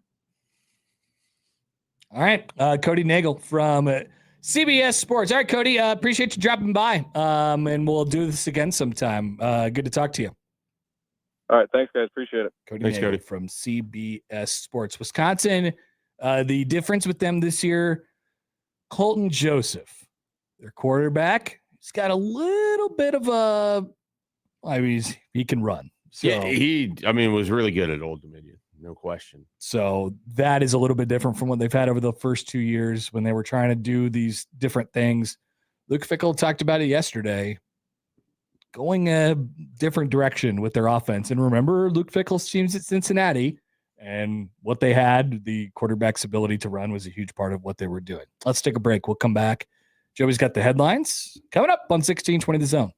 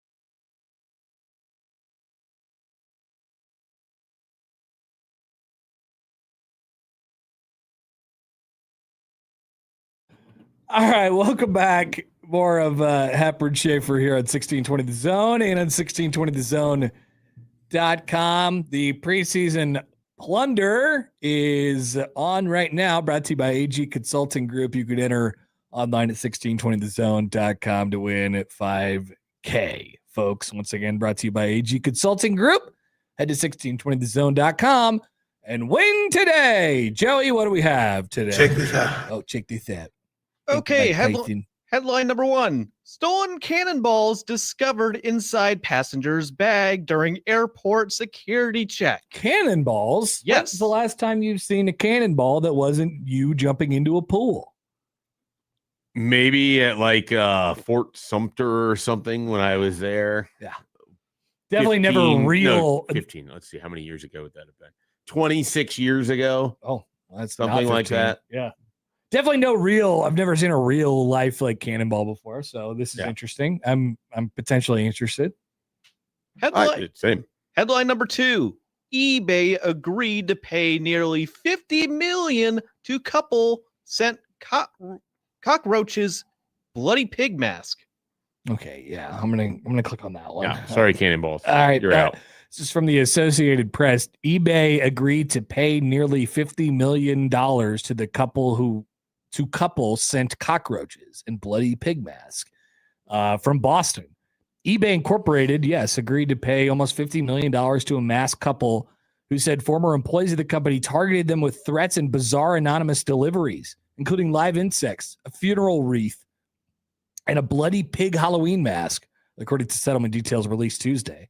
The parties reported reaching a tentative settlement in February as the case was set as a trial, but they were unable to finalize it.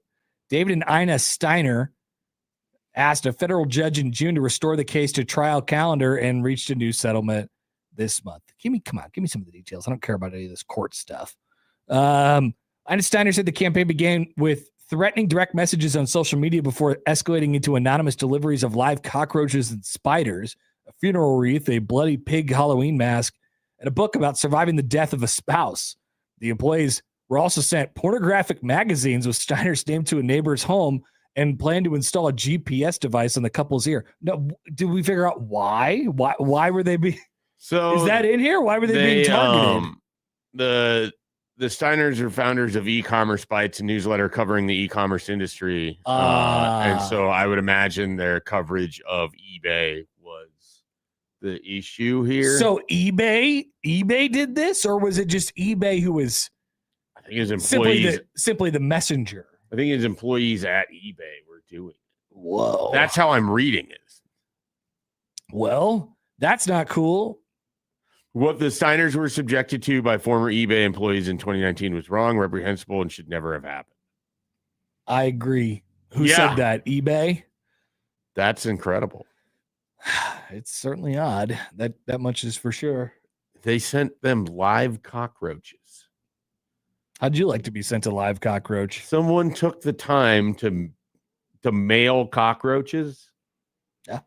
And they just have them at like eBay.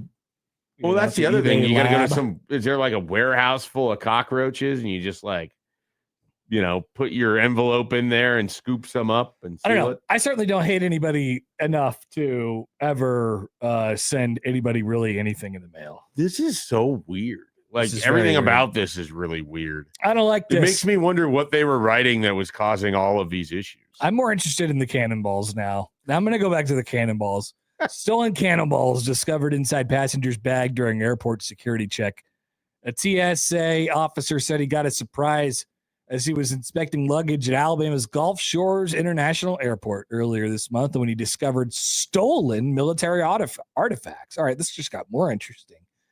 Justin Dupree is a TSA officer, said he thought he found a medicine ball and other similar objects inside of a bag on July 18th, but it turned out to be 5 cannonballs stolen from Fort Morgan, a historic military base in Alabama. The passenger told law enforcement she had no idea how the cannonballs ended up in her bag. Excuse me, ma'am, you have cannonballs in your bag. Oh, I don't know how those got there. Yeah, that's your entire I don't know. How did those get there? Well, it's like, did you leave your bag alone for a while in the airport? The Baldwin County Sheriff's Office said it later determined that the passenger's 17-year-old grandchild stole the cannonballs from a storage area at the fort. Okay, it's getting more likely now, Schaefer. Dupree said in a statement that he thought the objects, which were wrapped in paper towels, could have been explosives after he saw them in an x-ray machine. My first thought was, I couldn't see a fuse and I needed to get some help quick, he said in a statement. The cannonballs were different sizes, but the larger ones were the size of a grapefruit.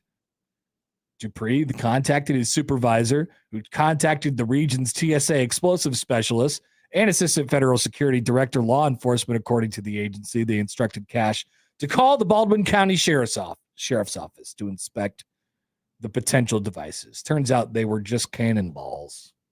They're a lot smaller than I would have guessed. I know. They almost look like the size of like water balloons, like small water balloons. Yeah, like there's a ruler pictured next to it, and it just makes them look even tinier. Probably do a little bit more damage, I suppose, than that. All right, there you go. Those are the headlines for today. Appreciate it, Joey. We will take a break and come back. We are halfway home. 8 o'clock hour. Up next on 1620 The Zone.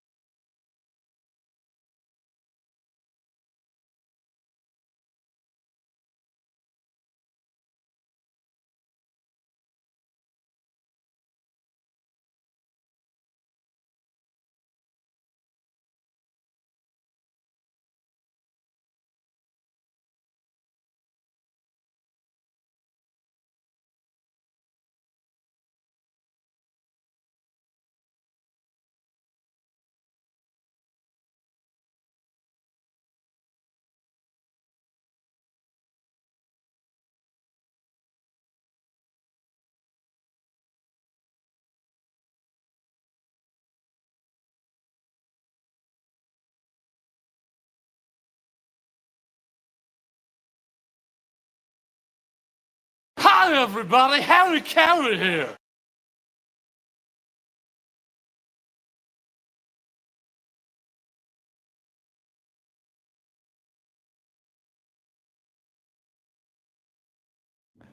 All right, 8 o'clock. The 8 o'clockers are here now, joining on the 7 o'clockers. Wow. Who are already chasing the coattails of the 6 o'clockers. The 6 o'clockers were already just sort of launching some early assaults on the 7 o'clockers for being late to the party. I can't even imagine how they feel about the 8 o'clock. Now they can band together. Yeah. And get mad at the 8 o'clockers. Nobody likes the 8 o'clockers. And then all three of them get together and love say, the 8 o'clock. what are you doing, 9 o'clockers? Are there even 9 o'clockers? Oh, there are definitely 9 o'clockers. Oh, wow. There are definitely 9 I don't o'clockers. think I've ever met a 9 o'clocker. The 9 o'clock people actually are probably the most pronounced group of people that Really? enter into the show. It always feels like it starts waking up. Like really 9 o'clock, people are settled into their desks or whatever. You think JJ McCarthy would tune in at that time for you? Shay? No, he'd be too busy putting his face paint on still because he's going outside that day.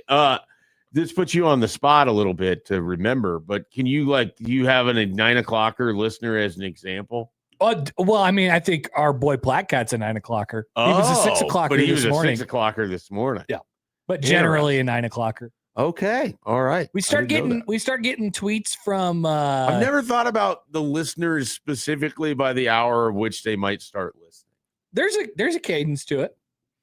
Just got to pay closer attention. Okay. There's a cadence to it. All right. I'm gonna People start coming in right about the same time every day. Okay. It's true. I mean, this is a real thing. I'm not disputing it by any means. I would have no idea. I'm just saying I had never really thought about it in that regard. I hadn't gotten granular with it. I just think of the listeners as a whole. But now, if I think about them in hourly, we have to separate them and pit them against each other. Yes, because we love pitting things against each We other. love pitting things against each other, much like Britney Spears and Christina Aguilera, How about that example? as we learned earlier. Nebraska basketball had something to say yesterday.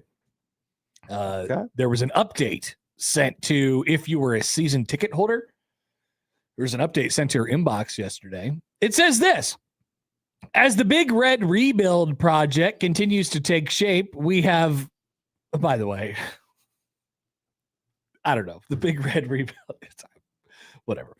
We have identified significant and unavoidable overlapping timelines between those plane renovations and the men's basketball reseat that make it difficult for us to provide the level of clarity that our fans deserve. Therefore, the men's basketball reseat will be postponed until after the completion of the Big Red Rebuild project.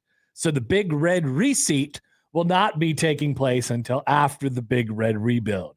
Then they could do the Big Red reseat, and then we can have the Big Red Big Mad because that's just delaying that to whenever that eventually happens. This means our plan for a reseat of Pinnacle Bank Arena would occur in 2029. So congratulations, Nebraska basketball fans. You have made it. There was an incredible, successful year last year, and you don't have to say goodbye to all your friends instantaneously, which honestly is fantastic. Absolutely. That's a real life hooray. Yeah. I kind of mentioned this to you and Matt, I think a couple days ago, that I had heard that this was going to happen because there just seemed like the response to how everything went with volleyball hadn't been great. There's still questions as to what seats look like in the football stadiums, so where different donor levels would ultimately land in at, and people that are thinking that they're going to be at a different level because they're in a different spot in the stadium, and then when that happens and how that might affect basketball and everything else. Part of the problem of tying all these things together is it's not like a particularly clear picture when you are doing something like the Big Red Rebuild. Big Red Rebuild. So it didn't come as a huge surprise when this sort of came out yesterday, at least to me, or as I had mentioned it to you, like this has been out there. It's good for the Pinnacle Bank people. I count myself among them. Absolutely. I get to stay in my spot for at least another year or two after that. So yeah, that's pretty good. Before you get Big Red Rebuild. Yeah. Who will be BILLED, Big Red Rebuild. Exactly. I like it. Well, you can't get Big Red Rebuild until the Big Red Rebuild. Right. And then you get Big Red reseated after that. After the Big Red rebuild, you get Big Red reseated. And who knows how many banners will be up in the rafters. Could be at that thousands. point. It could be at least 3 more crown They might championships. finally choose to acknowledge the crown. Maybe. Though I guess after going to the Sweet 16, that seems a little less than. But what are you going to do? I remain hopeful. All that crowns are important to me. They are. Yeah. They absolutely are. Yeah. I'm sure West Virginia is already planning their big ceremony for the upcoming year. We should ask Matt and his best friend with the teeth. That's right. The West Virginia athletic director. Nobody would have had a better chance to get more information about the crown than Matt did. I know. During that I don't time even period. think that was a conversation that came up. Yeah. I already forgot that guy's name. Ren Baker. I wanted to call him Hugo Baker because all I could think of was this Hugo guy that's taken over the NBA by storm. The Celtics. Yeah, he's the best player in the league. He's effectively going to be one of them. Get ready. Get ready, world. You don't need Jaylen Brown or Giannis when you got Hugo. You got Hugo and his buddy Baylor Shireman. Sit Destroyer says Troy got cyberbullied into delaying. I don't know. Did they? I believe him on face value. I don't really care if he did or didn't. I don't know that it was so much the peer pressure or any of that. It's like legitimately you have logical inconsistencies as to when, some people are going to end up paying a lot more for football tickets. And they want that reflected in what their basketball. So much going on all at once. Yeah. Right. And so there's an element of it's like, okay, we don't really need to do this. It'll be a PR win at the lowest level. Why push it? Why make this more of a problem for all of us? It does underscore I think the key phrase that you just said, and maybe something that could be evaluated over the next several years during the Big Red rebuild before the Big Red reseat. Do we actually need to do this? Right. Like, do we need to? And volleyball went bad. Like it's hard to volleyball went bad. It's hard, and Big depending Red on bad. Some people very much benefited, other people very much did not. And there's a lot of hurt feelings over that. Like the process didn't go well. I don't think it was handled particularly great. I know people that were upset about it. The World Herald ran a story on it here recently. Like it didn't go well. So you don't need to subject yourself for that, especially if you're not really prepared to handle or you still have logistical questions on a lot of things. There's so many areas where it's not a single sum deal, right? Like, but I'm just thinking there's so many areas where Nebraska is going to have these alternative and new revenue streams. And we could just bring the jersey patches right into this conversation, right? So let's say they get Illinois got $5 million a year to do the jersey patch. Let's say Nebraska gets $5 million a year to do the jersey patch. $5 million extra dollars you didn't have. All you got to do is put a patch in your football uniform. You really have to do the Big Red reseat? Yes. Is that no, how? I don't think they need to, but they will say yes. Right. I mean, you know what I mean?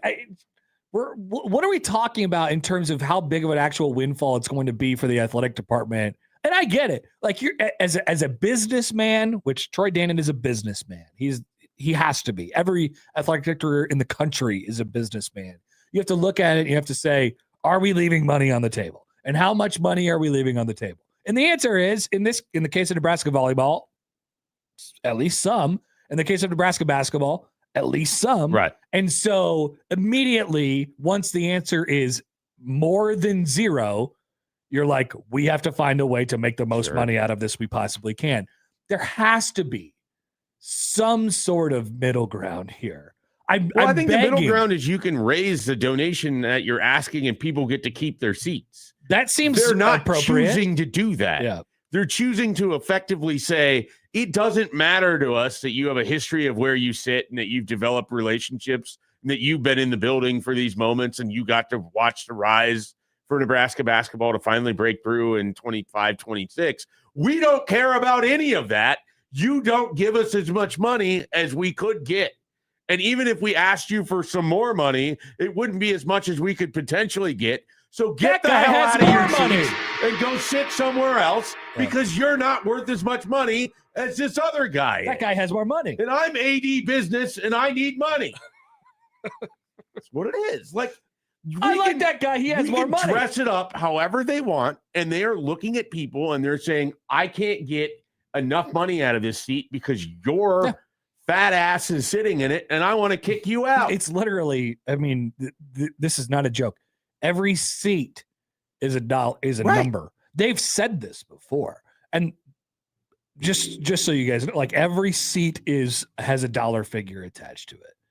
And if there is a seat in the sea of red where all the seats around it have big numbers around it, and one seat in there or a patch of seats in there has a small number around, they're going to do something about that small number, you know? And so that's the story. Like you said, like rent controlled apartments in high desirable areas. Everybody always wants those to be removed so then they can get more, money for the desirable area. That's what it is. I wish there was an in-between. I wish we didn't have to. Well, there is. They're They're choosing to ignore the in-between. Yeah. They could get more money. They want even more on top of that. Now, undoubtedly, they did hear from the volleyball. Right. They heard it big time. And did that have an impact on the delaying of the process of the basketball part? Hard to say completely no. Right. I'm sure it did.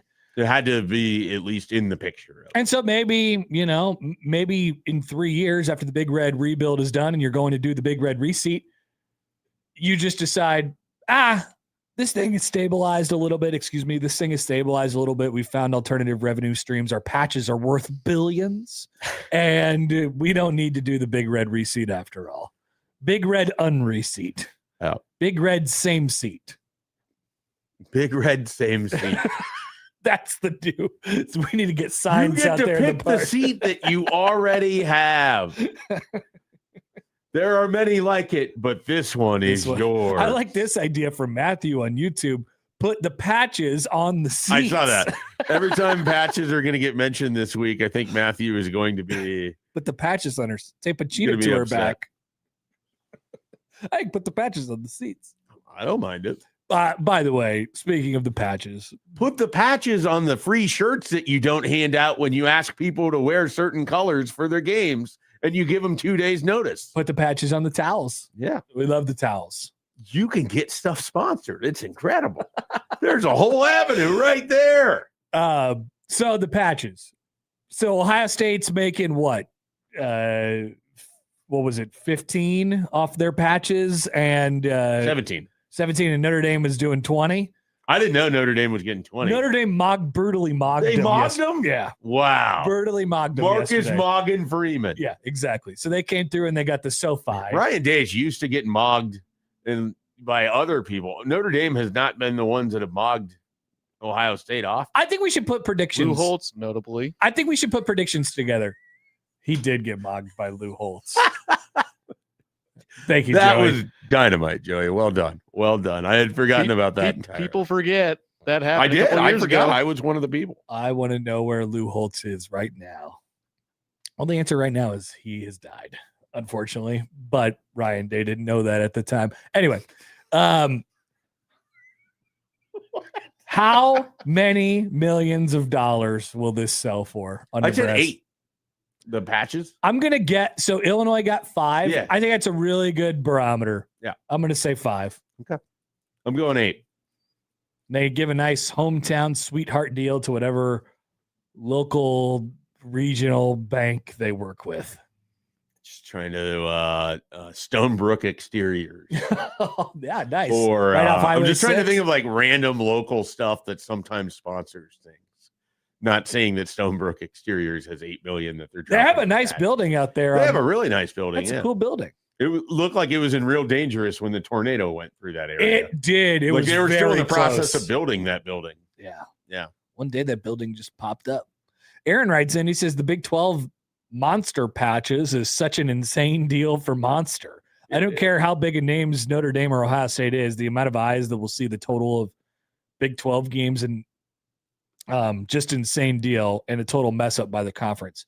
So they still get to individually. They can do whatever they want individually. Yeah. They just everybody in the conference has a Monster patch and men's basketball, women's basketball, football, and I think that's it. So they can add on. Yeah. I mean, it's not like prohibitive. It's not like these schools are just completely beholden to Monster and Monster only.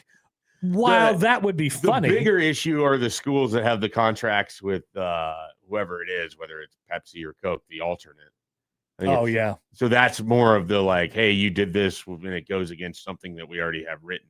Right. So they have to kind of figure that out. Lawyers. Everybody loves them. Lawyers, fun. Exactly. All right. Any thoughts on that? 402-951-1620. Here's a thought from John. A good businessman does not give 2-year extensions at $12.5 million per year to an employee that cannot close on the big deals he's in charge of. Dannon is not a good businessman. He is a moron. That's what John said. I don't know. Not a moron. I like to think of him as AD business now.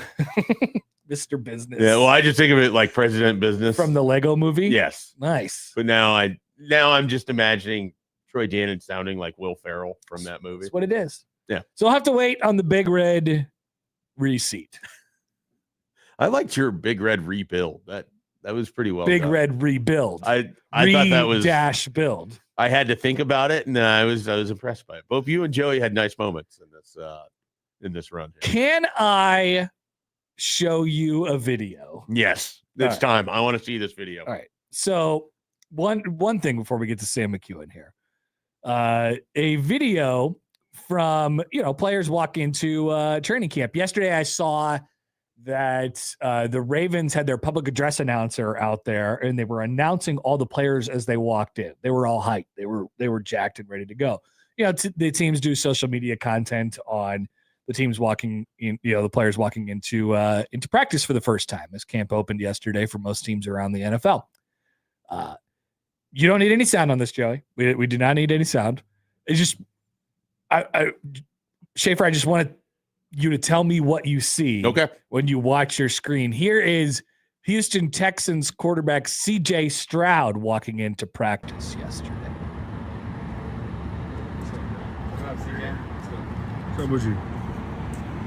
He is walking. What do you think? That's an NFL quarterback? For now, he is. I don't know why. Why does he look like a middle schooler showing up to like conditioning or something? That's what everybody else is saying. Should we put it back up again? That does not look like CJ Stroud. It's CJ Stroud. Here he comes. He's what the hell is happening? I don't know. I'm concerned now. It's like a really big 14-year-old is walking to conditioning right now. That's exactly what he looks like. He looks like a really big 14-year-old. 100%. What happened to CJ Stroud? I am wondering the same thing. I know he got hit a lot and turned the ball over in Foxborough, but it didn't make him reverse into Benjamin Button or something. Probably a new chapter for him, trying to better his game, both on and off the field. I am starting to get concerned about I think it's D'Amico Ryan's fault and not CJ Stroud's fault. I am so mad. Yes, Matt says on YouTube, bro lost all his aura. Yeah, Ryan Silverfield. He lost all of his aura. It's not Giancarlo's fault. No, Brian Silverfield doesn't have any aura either. They're both aura-less. He's trying to take CJ Stroud's aura. Okay. Ryan Silverfield's going to start walking like that pretty soon. So I'm really mad that I didn't hang on to my CJ Stroud take that I had after he was drafted, which is I just don't trust Ohio State quarterbacks because the system that they come from is too friendly for college. And then, of course, you had to back off it because he was so awesome really his good. rookie And I was year. like, well, you know what? Occasionally I get things wrong. Like, every once in a while I might say things like Justin Jefferson. That'll never work. It worked out. Yeah. It did. But then CJ Stroud did exactly what I thought was going to happen, which was be very meandering. And now is waddling like a duck. Yeah. Well, he can't even walk. He looks like when they made fun of Kevin Youkilis in Moneyball. This would drive if I was on the fence about betting the wins total for the Texans. Me too. I would go down at least one game. If I was thinking about having him as a keeper in my fantasy league, I would unkeep him. Just based off of him walking into training camp. He's got to go. Well, it'd be hard to take him in a 10-team league. Like, I don't know how right. deep your leagues You are. wounuld probably need him. He could be your backup quarterback if you're the type of person. But if you had him in like a backup sweetheart deal, like as a 14th round pick or something like that, you'd be like, oh, yeah, not anymore. I don't even want him for a 14th rounder anymore. Sad. Certainly not. It's sad what happened to him. I can't believe that's him. Should we play one Yeah, more? because every time I look at it, it's like, that's not the guy who's a quarterback. Here he comes. If you're watching along with this on YouTube, he obviously has baggy shorts on. There is that, but I don't know. I'm not sure. How is that? His hair is different. I just One more I time. don't understand it. But you should have seen the internet's reaction to this yesterday. It was. Is it the same as mine? It's exact same as yours, like times 1,000.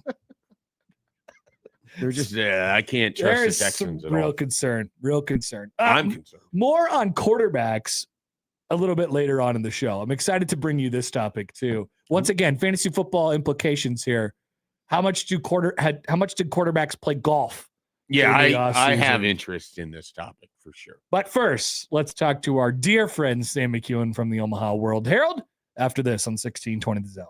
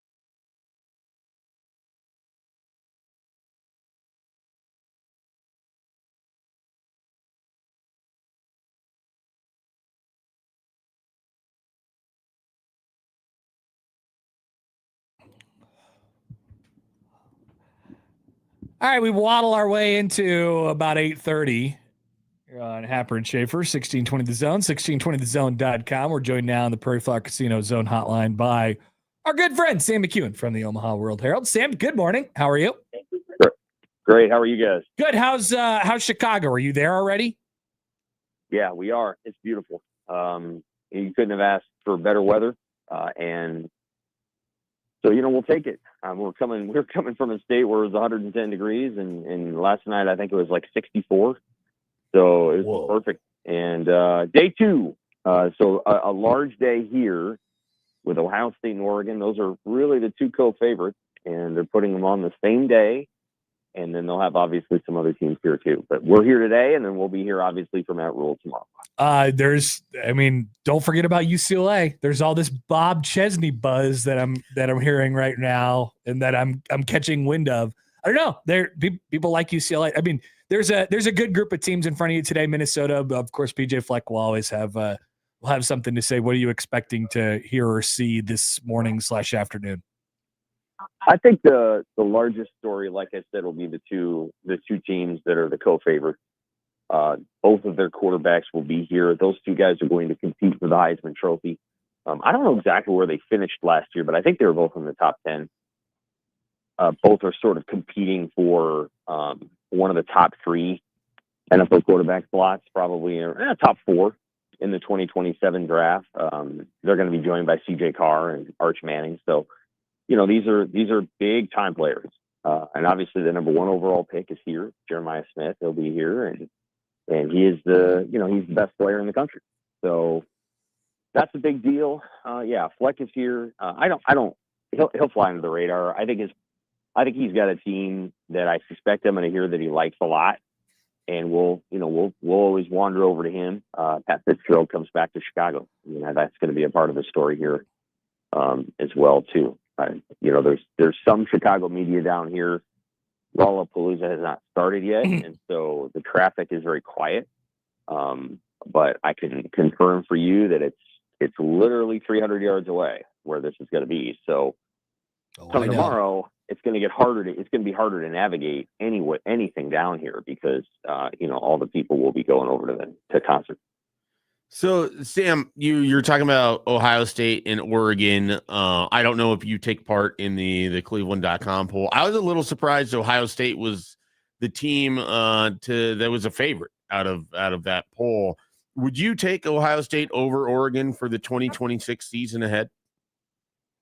I would not. Talking to some Ohio State guys last night, and of course, it's so interesting. Compare notes as to like the program that we cover in Nebraska and they're covering.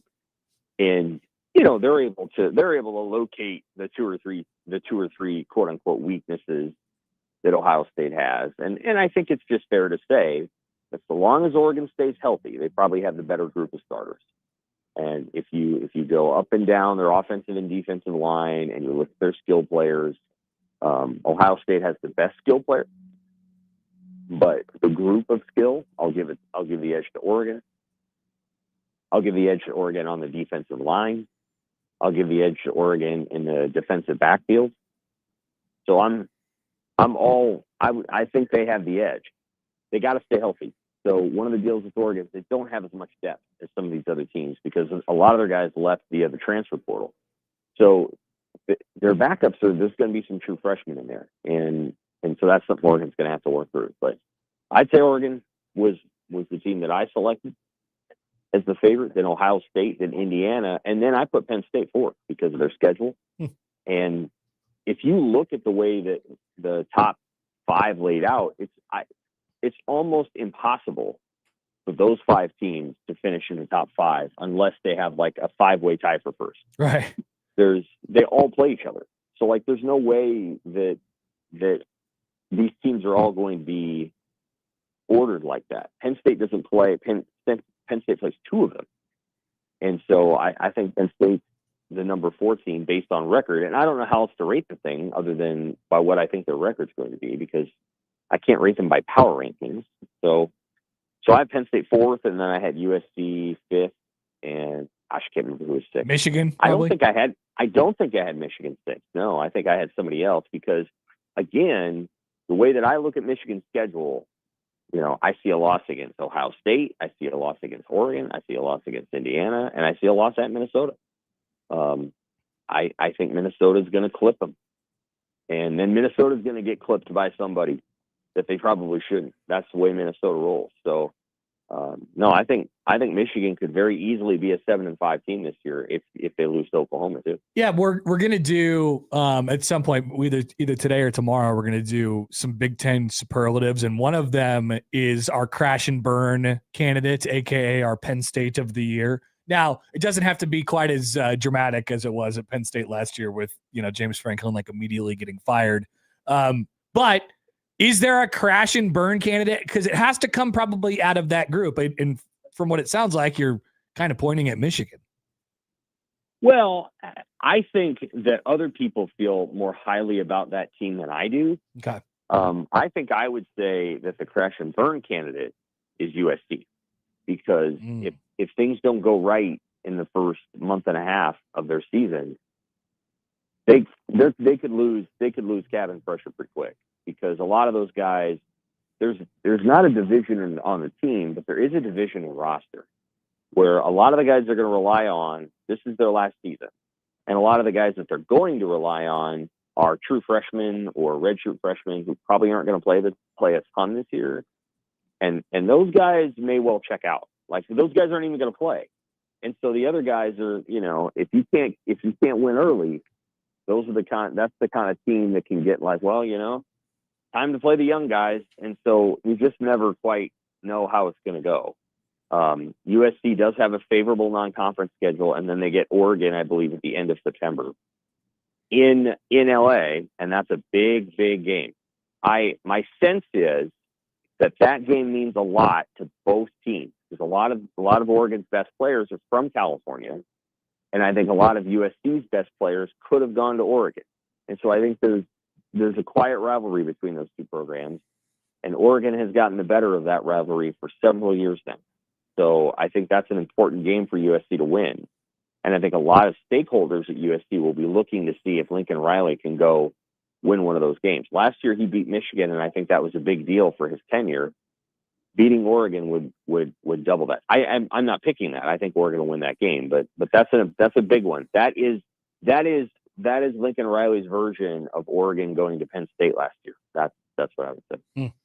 Sam, you wrote about Curt Cignetti and sort of his spot in the Big Ten hierarchy. Even though Indiana had just won the national championship, he's kind of buried on the last day of Big Ten media days.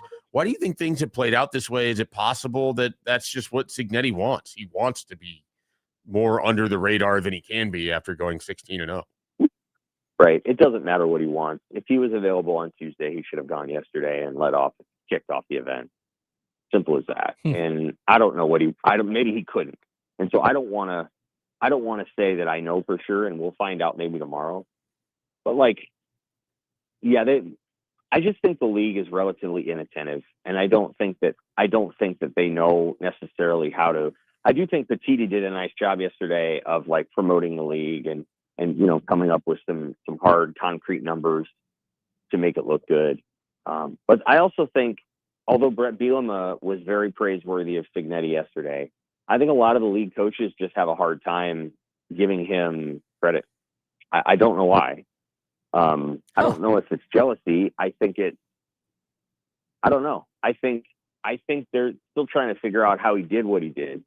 And this is my opinion. That's it. I think the league would be more comfortable if Dan Lanning did it, because then you could say, well, Dan Lanning's got $50 million and he's got all the talent, and that's why they did it. And so I need money too. And Curt Cignetti did not have $50 million last year. Now you've heard people kind of say, well, they had more money than you think. No, they didn't. They did not have it. They have a lot of money this year, and their roster this year has got a lot of money tied up in it. But their roster last year was $25 million. It wasn't like a $50 million roster. And so I think people struggle to know what to do with that. They're not quite sure, because if you're going to pick two templates, well, you want to be Oregon or you want to be Georgia, and neither one of those teams has won anything. Really, in the last, Oregon won a Big Ten championship. That's true. But outside of that, neither one of those programs has really won much in the last 3 years in the playoff. and I'm not sure why exactly. You know, Oregon has a win over James Madison in the playoff at Texas Tech, and so I don't know. I'm not sure why Indiana has not necessarily gotten that credit, but maybe on Thursday you'll see all those coaches go up there and really, you know, really say all the right things. I'll bet Kyle Whittingham does, because he doesn't have any professional jealousy. He hasn't been in the league yet, so I'm sure he'll say lots of things, because what Signetti did at Indiana is the same thing that Whittingham was trying to do at Utah for 20 years. Sam, how do you think Tony Pizzini came off yesterday, given the sort of state of the union for the league? I think he came off well. He didn't overstay his welcome. He didn't saber rattle. I think he was relatively confident in what he was saying. And again, I don't think he overdid it. He didn't make any promises about, you know, scheduling certain games and power non-conference games. Generally speaking, I just don't think Tony Pizzini walks around in the world with a lot of like, oh man, I need to prove myself. Right. And that's to his credit. It's a good thing. I think Sankey actually walks around with a chip on his shoulder, like for reasons that I wouldn't know anything about, because I don't know him and I don't cover that league really. But he walks around like he needs to make sure everybody knows that he understands the dynamics, and damn it, he's trying to fix it. You know what I mean? Oh, definitely. Does that make sense? Oh, yeah. Like, I think he's actually pretty uncomfortable with the way that his coaches whine all the time. I don't think he likes that, but I also think he can't just go and say, you know, I'm tired of these guys whining, because he wants to stay in his job. And so, like, he's caught in this weird space where I think it makes him openly uncomfortable. And I just don't think Pizzini cares. I think he's just like, they'll do whatever they do. Mm-hmm. And that's the difference between them. They're just two very different people. And I think ultimately the guy that you want leading the Big Ten is Pizzini. The guy that you want leading the SEC is Sankey. Yeah, it makes sense. It does. As much as I want, you know, this weird Big Ten SEC fake thing that's going on to go away. It's very SEC of them to do it that way, and it's very Big Ten of the Big Ten to do it the way that they're doing it. That much is for sure. All right, Sam, we will let you go. Appreciate your coverage out there. We'll be reading and listening along. Enjoy the next couple days out in Chicago. You take care, guys. Sam McEwen from the Omaha World Herald, getting ready for Lollapalooza. Yeah. It's the scene will be quite fun for all of us that won't be there. We could probably talk about, we could do a whole segment on what he said about Signetti. Yeah, that stuff was fascinating. Yeah. Like, because I don't know that I really thought about it that way. I haven't before. either. And then I saw his tweet the other day and I was like, okay, he's got a point here. Like, they just went 16-0 and won a national championship. And this guy is, and I think by choice, all the way on the back burner. Oregon, the example that Sam gave of Oregon, if they would have won the national championship and it would have been him, Lanning, who broke through, like, you could make sense of that. Yeah. Right? The Indiana thing is so crazy. It's broken everybody's brains for sure. So we could touch on that a little bit. I also have the quarterback handicap thing that we'll do at some point during the show today. We'll free ball. We have a variety of different things to cover today. No Lauren. She's in transit to Chicago. She is in transit. Everybody's in transit. Bring your quarter zips, because I've heard that temps are in the 50s inside of the Hilton Chicago. Oh, that's nice. Ice cold. That's good. In the dungeon. So bring your quarter zips out there if you're on your way. All right. Back after this on 1620 The Zone.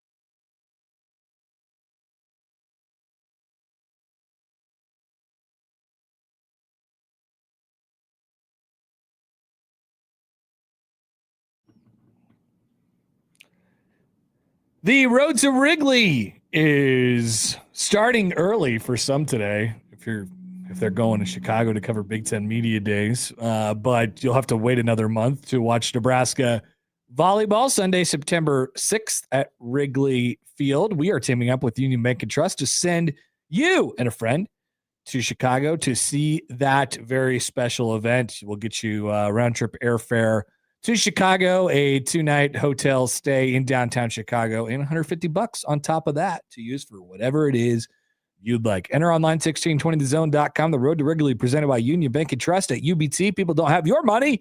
Your money has people. Member FDIC. Okay, let's clean up this Curt Cignetti, nobody respects him thing. That's not what Sam was saying. That's a gross oversimplification. But yeah, I don't know that I've really noticed this before. But now that Sam brings it to light, I mean, first of all, I'm not using him going last or whatever at Big Ten Media Days as any sort of evidence of anything. Right. I don't think I think that's just the Big Ten. Well, I think it's entirely possible that he asked for that spot. He may have. Because again, this is not a guy, as was noted, like he didn't want to do any discussion or talk after he won a national championship. So he didn't want the whole circuit and the dog and pony show and all of that stuff. Maybe he is just the most unique coach. Certainly now, I mean, right now, he really doesn't have much of an ego. That makes him different from basically every other college football coach that exists. These coaches, I don't know that they love getting out in front of the media and wearing a suit and doing whatever, but I do think they like being the most important person in their state a lot of the times. Sure. I don't think Curt Cignetti thinks about himself that way. I mean, he definitely has in the past because he's done the Google Me thing. Like, it's not like he's above self-promotion. Even he admitted when he was doing that, he was doing a bit. Like, he was like, I need to get attention on this program right now. Yeah, it's what I'm saying, like promotion of Indiana. Like, so it's not like he can't. I just don't think he views it as something that's necessary for him going forward. Like, they've just won a national title. He doesn't need to promote anything. He's literally the coach of the only 16-0 team to win a 12-team playoff. Yeah. No one's ever done it. It's him. And Full stop. And it was literally Indiana. Indiana, which is remarkable, even after having witnessed all of it. Yeah. They had the game on yesterday of Indiana, Ohio State. It's still crazy to say out loud. Yeah, that's the school. That's the school. They won. That went 16-0 and won a national. The laughing stock of college football. And we're like very clearly the best team in college football all year. Uh-huh. It's not even like there's a debate. We can't even pit things against each other. And so we can't make sense of it. We're still laughing about it as if it didn't even happen now, several months later after the season ends. But Sam's point, if Oregon wins the national championship last year and Lanning breaks through, you're like, oh, well, that's easy. Oregon's got all the money and they can do that. So what Cignetti does is he puts a certain amount of pressure on the run-of-the-mill coach who has the run-of-the-mill money. Sure. And they don't know how he did it, how he got there, but just that he did. But maybe the thought is there must be some sort of secret. There must be some sort of trick that he pulled off. I don't know what it is, but it's not. That's sort of how I think he gets talked about. Yeah. Something must have happened there that's just magic and fairy dust and all the right things coming together at all the right time. Instead of if Oregon had won it and if Oregon had broken through, it's like, oh, that makes a lot of sense to me. Sure. They have the most money. They have Phil Knight. They have Dan Lanning, who's crazy and a really good coach and all these different things. This guy came out of nowhere, was coaching at James Madison 2 years ago and won a national championship undefeated at Indiana and beat the pulp out of everybody. Like, what? That has to be luck, right? I mean, there's a certain amount of it that is. It is. And then, like, you put their team on and they just play really strong football. Oh, I know. Like, I'm saying that's what other people see when they see Indiana. I see, and this is why I started falling in love with them last year. Like when I really dug in and started watching them, I'm like, oh man, these guys are so good. Yeah. They just execute to death. Everything. They coaches always talk about this stuff. It's like, yeah, well, we got to go out there and execute.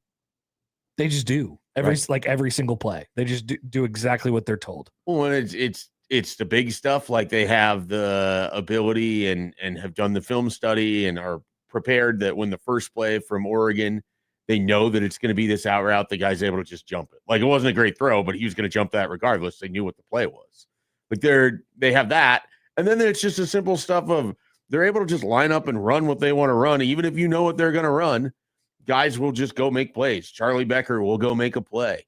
Fernando Mendoza on a critical situation went and made plays. Like so, you get it on both ends. You had guys who stepped up above of what you would have thought and made plays, and then you have the just functional execution over and over and over. And that's why I think people think that there's this magic elixir, because it seems easier to say it that way than someone took Indiana and got them to just play at a really high level with executing strong football. So the problem is it makes it sound possible. That's the problem. We know the evidence to the contrary. The problem for every other coach over there on one stadium drive. Every other coach in America, and especially every other coach in the Big Ten, they look at that and they're like, "Oh, wait. There wasn't any magic fairy dust. There wasn't they didn't have a $60 million roster last year. They just did normal things and won." It's like, yeah, at Indiana. So pressure's on. That's a real life thing, and people get uncomfortable with that. All right, let's take a break. We have to free ball a little bit, and we'll have time to get to those NFL quarterback handicaps. We'll do that all coming up as the 9 o'clockers roll in on 1620 The Zone.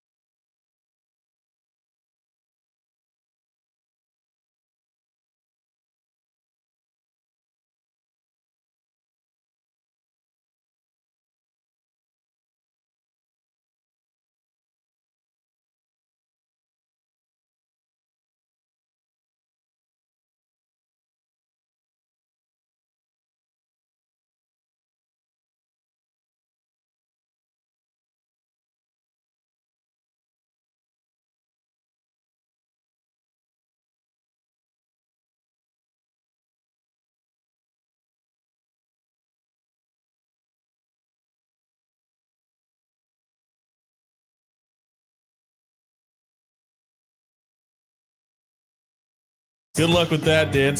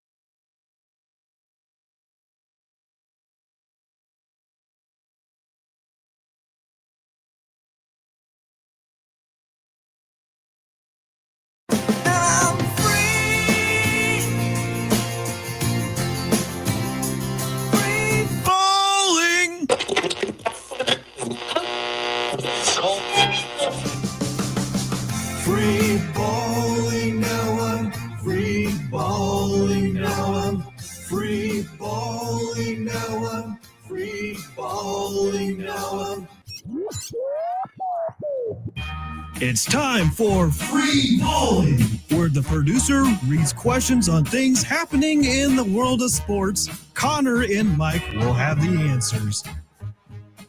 By the way, I got a tweet from Joel on the Liquid Trucking Zone Twitter feed. Maybe Indiana got the wind beneath their wings that Frost was always talking about. Yeah, I forgot about that one. Scott Frost loves himself just enough to maybe think that he was one whiff of wind away from being Kurt Cignetti at Nebraska. Would have been one hell of a gust. If they would have won the Akron game, if they would have played the Akron game. If that game ever happened, then he would have knows? been Kurt Cignetti. We'll say the scene ahead of that game was an all-timer. It was. And then they would have won, 32-24 or something like that. one broadcaster famously said that Scott Frost was going to be the next Nick Saban. Oh, yeah. Yeah, well. Timmy B. How do you do? How do you do? Dolphins Nick Saban, right?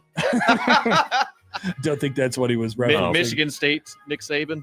He was better there than Nebraska's Scott Frost was. Also, how about this? Kent State. This is a good first kind of free ball and headline, if you will. Let me introduce you to Arion Carter, a Tennessee linebacker.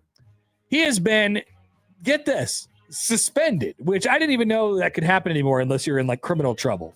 He is not. He has been suspended by the NCAA because he returned to college after his agent paid for a $427 flight to an NFL pre-draft training facility.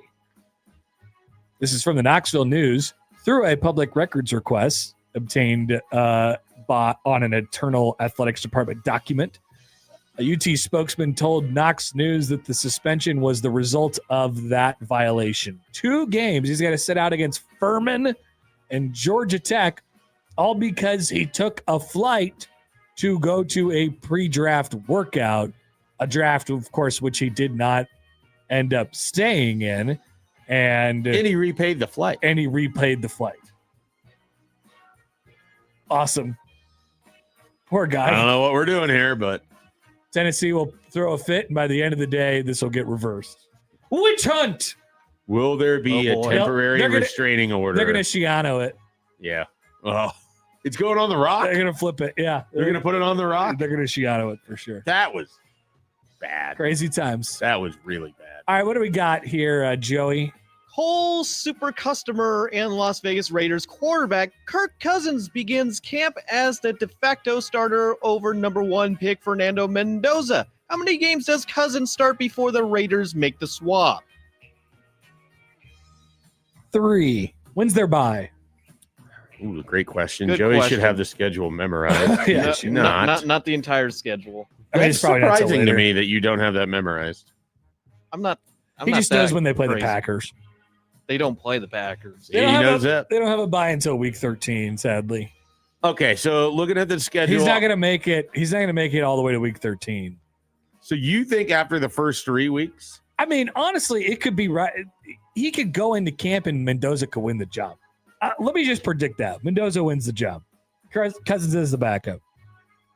I think they've been pretty open about Cousins will start the year as the starter because that's what Kubiak wants. Things can change. He could get hurt, absolutely. I feel like they want to start him for a home game, and I don't think they have a better opportunity than maybe that Chiefs game October 4th. Well, that won't be a home game. Is that not? Well, Oh, yeah. no, it's at home. No, excuse me. They want to start him in Vegas. Whether they will have more fans there than the opponents remains to be seen. Man, Don't they have any home games this Not season really. at all? Not really. I mean, the Dolphins, there won't be They're very going to many. get mogged in their own stadium by basically every fan base but the Chargers. They got mogged by the Browns fan base last year when I was in Vegas. Browns fans travel. They do. That's a travel. They're They play a dedicated. lot of Midwest. They play a lot of Midwest, fan Yeah. bases that travel. I mean, they're going to get mogged by Buffalo. They're They're going to get. definitely get mogged by Buffalo. They're going to get. Can the Rams mog people?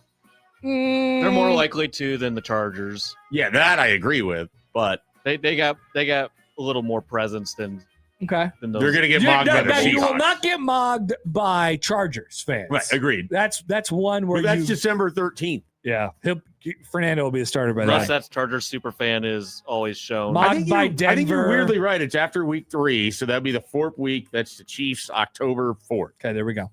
And they'll get mogged. Yeah. By Patrick Mahomes and Emmett Johnson. And Taylor Swift. Oh, wait, And- Travis Kelce. what? Taylor Kelsey? Did she take his last name? I don't believe so. I'm Not shocked. professionally, anyway. Shocked. Oh, no. Sticking with the NFL, there are also 3 other training camp quarterback battles. Who starts for the Falcons? Penix or Tua? Browns? We just talked about them. Deshaun Watson or Sanders? And Mike's beloved Minnesota Vikings, Kyler Murray or 9? So Penix is not healthy yet. He's not healthy yet, but Tua just announced, they just announced Tua. This just happened. Oh, He had a flare up, so he's hurt. I was going to say Penix anyway. They signed Cooper Rush. So Penix, Good old Cooper. Watson, and Kyler Murray. I think that's the correct set. I agree. The only one that I could see maybe Shadur Sanders potentially if Watson is as bad as it seems like he could be, but I don't know that it matters there really. It really does. Right. Truly does not. So Dylan Gabriel. I'll agree with you that. And then who did we figure out was their 4th guy? Not Kenny he ran Pickett. around a lot. He was the Arkansas quarterback. Oh, Taylor Green. That's right. Yep, that guy. Yeah. And then, yeah, I read snippets of a story on The Athletic this morning about Kyler Murray. There's a lot of enthusiasm. There's some K9 buzz. It would be great. You could have a different Even 9 here. in your life. I know. Well, I've had one. I had Sam Darnold. See, he was K1 in Arizona. So now he's going to be K9. I also saw one clip from Cardinals practice yesterday, and they're going to suck. Marvin Harrison blatantly dropped one that went right to his face, Oh, and I'm no. like, oh no, so He sad. has been Happening again. really, really, really underwhelmed. Sad. That's shocking to me. He was a lock Right. to be a really good NFL player. I still think there's a really good NFL player in there. It's just stuck in Arizona. He can't catch the ball either. Well, that would help, particularly at that position. Sure would. All right. Jason Benetti's replacement over at Fox for college football has been named. How's a Connor Onion and Robert Griffin III Booth sound to you as the number 2 team for college football? Well, RG3 is not particularly appealing to me. He's appealing to some. Yeah. He's not really appealing to me. It's You think he talks too much? a lot going on. He's always making references to things that I either don't understand or are like on TikTok. So not necessarily for me. We love Connor Onion though. Yeah. We're a pro Connor Onion station. I think RG3 is better studio than he is booth, if that makes sense. Like, Yeah. I don't mind the analysis. I think it's usually can be pretty good. It's in the booth that doesn't seem to fit well. Yeah, with that everything you're energy doing. is just like it's yeah, too much. yeah. It's I don't have like a great comparison, but it just doesn't fit well. Like I agree. there's not like this meshing that seems to work. I agree. And Connor will do a great job. Right. Yeah. He'll set them up and it'll be good. We love an onion game, folks. We do. But I will miss Benetti on college football. I will miss You can watch him call squirrels and their escape. Of, That was the a great ground. clip. That was great. Yeah. Loved it. We love Benetti, folks. We do love Benetti. Any more? One more. Okay. Just need help from a little friend. Does a nagging knee injury for, check this out, Shohei Ohtani. Oh, nice. Check this out. Shohei Ohtani. Anyway, does a nagging knee injury for him make the Dodgers an even more likely candidate to trade for Tarek Skubal? Tarek Skubal. Probably. I mean, Yeah. they've already shut him down for the pitching part. Like, he's not going to pitch. He's just like, I don't really want to. It's probably not a good idea. We're going to win the division anyway. You know. I probably won't pitch again until the World Series, We're and then gonna it'll be 7 innings of one hit ball. Yeah. So I think the Dodgers are trading for Skubal. I think it happens at the end of this weekend. How deflating. I know. Isn't it just terrible? I mean, not that he makes such a huge difference that if he goes to another team, the Dodgers all of a sudden like aren't going to win the World Sure. Series. But it would have been nice if they would have not gotten him or they would not get him. Yeah, it would be like, okay, it'd be cool if the Brewers or the Braves or somebody like challenging the Dodgers. Those are the best teams coming after him. Like if one of them does it, Instead, it just seems like they have the prospect capital. Financially, this is where it seems like Skubal is going to end up anyways. So you might as well just rip that Band-Aid off and get it started. And they just collect pitchers that are great, and they don't need all of them to pitch at any one time. Tonight, the Detroit Tigers face the Baltimore Orioles, and Tarek Skubal takes the mound, which may be the very last time in a Tigers uniform. They beat the crap out of them last night. Like 14-0. Yeah, Orioles. I've heard this. I've heard this Orioles trade buzz too. I am interested in, like hopefully the right team doesn't take advantage of this. But if they're selling off for parts some of their highly touted younger guys that just haven't really panned out so far, teams are going to be interested in that. Like if Adley Rutschman is a buy low candidate, or if Howday is a buy low candidate, like people are going to be taking a crack at that. I noticed a couple headlines on this. I don't love to bring it to your attention because it's not a great feeling, but have you noticed that Bobby Witt's name has been bandied about? Yes. Like, it's just by idiot Red Sox fans. There's no way they're actually going to trade. It's just by Red Sox fans. Yeah. They do this stupid thing. They're like, blah, blah, blah, blah, blah. Let's make this fake trade and then say, who says no? Everyone says no. Except for you, the side Red trading Sox Bobby fan. Witt Jr. says no. They're not interested in your Marcelo Meyer or Jaron Duran, whatever offer. He's also on the injured. He's going to come back probably at the end of the week, but like he's on the injured list right now. He's also has price certainty, so I don't know why the Royals would need to trade him. Yeah. So now what the Royals need to do is actually do something and trade these pitchers that are just going to toil away on their roster for the remainder of their contracts and get something back, and please get somebody in the minor leagues. There's a little bit too much Lane Thomas back to Cleveland buzz. And it's not even like Cleveland would give much anything for Lane Thomas. I just don't want it. I'm interested in anything for Lane Thomas. I will take anything for Lane Thomas. It's not even like I am probably be a marginal upgrade. It's just that Cleveland would declare this like their big move. I am like, it's funny because Lane Thomas has wildly exceeded all my expectations for him this year. I thought so low of him. I was so angry that he was the Royals like free agent signing this offseason that I've just been mad at him ever since. And so I am like possibly the least amount of attached to a Royals player. That's not true. Like Aroldis Chapman is probably, fits that category quite well. But like I'm unattached to Lane Thomas because I knew he was only going to be around for half a season anyway. Sure. So best case scenario, see you later. Yeah.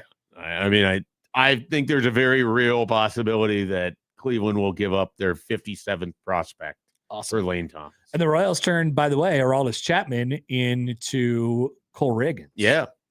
Well, that hasn't particularly worked out. It was nice for about a year and a half. He did start a playoff game. Yeah, look at that. He did start a playoff game. All right, we'll be back. And I still have to get to this golf quarterback handicap thing. If you want to know, like, if you're one of the people, I know somebody who's listening to this right now, and his name is Matt McMaster, who is trying to figure out what he wants for his fantasy football team. Listen up. I'm your Potsy today. Okay. How much have they been playing golf in the off season, and how much do their handicaps go up or down? Did they get a lot better at golf? Does that mean they will be worse at quarterback this year? There is one who stands out among the rest. We'll tell you who it is after this on 1620 The Zone.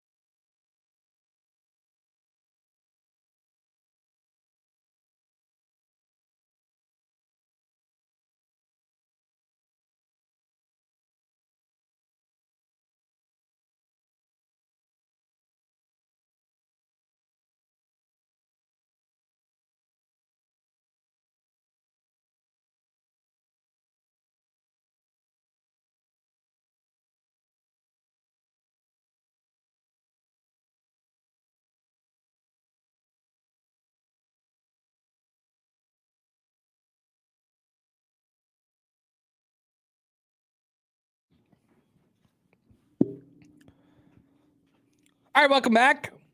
Young Matt, will be out at Werner Park today, home of the Omaha Storm Chasers, who are hot. They're hot, folks. And maybe when the trade deadline comes and goes, you'll see their best guy right now in the major league. So you better get out to Werner Park before you miss him, before you miss Gavin Cross-sism.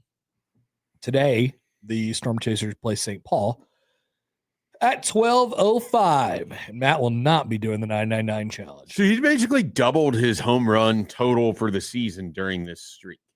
He only has 12. He has 11. So he's hit, 6 in the last 6. Right. That's crazy. Because I kind of thought when they drafted him, he was going to be a pretty decent power hitter. Yeah, and he has been a source of power. It's just been and he was, he's been promoted to AAA, but not because he's like rising on the ranks. Cusp of things, yeah. Right. It's kind of just like he's the there. natural ascension of where you need to go. But he's producing at this point. Okay, I've been talking about this the whole show. This is something that maybe if you're interested, fantasy football people, like we saw CJ Stroud earlier walking into the facility. We saw him kind of waddling, and we were like, all right, I'm all the way out on CJ Stroud for this year. This is the time of the season that we're in. We don't have a lot to go off of. But luckily, there is there's a brave person out there, Ray Carpenter, who is in the data mines. He is really, really going through the research. NFL quarterback golf handicap changes during the 2026 offseason. So before I give you the information, if you had a quarterback that you liked, if your quarterback was Trevor Lawrence. Yes. Would you want his golf handicap to go up or down if you were a fan of Trevor Lawrence and the Jacksonville Jaguars? Well, I think I could make an argument that you would want it to go up. Meaning you want him to be worse at golf. Well, either way. So I think I can spin an argument either way. I feel comfortable that if I was asked to spin an argument on behalf of why this could be a good thing, I could do it. Ideally, you don't want him to play at all, right? Do you want him to play at all? No, I think I'm okay with him playing golf. Okay. It could be a good clear the mental headspace. If their handicap is clearly moving in a positive direction, does that mean they are playing too much? It could mean that. Or does it mean that they have reached mental clarity that is allowing them to handle stress situations at a high level that could be repeated when they're a quarterback? We will let you be the judge of that. Here's the graphic if you're watching along with us on YouTube, which, by the way, you can, or you could listen on the radio. Oh, we are on the radio. We are on the radio.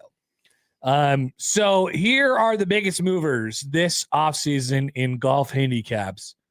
And that's right near the top,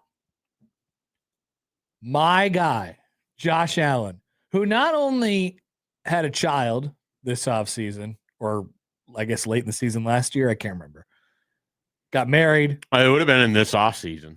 Now has a child, and now has a 3.4 GIN score.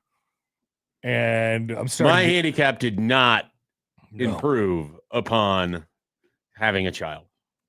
No. It got worse. I don't think it's really ever going to improve again, if I had to guess. But my man's out golfing. He's not playing football. He's out golfing. Conversely, Tua Tagovailoa, he moved big time. He moved almost 3.5 strokes. Yeah.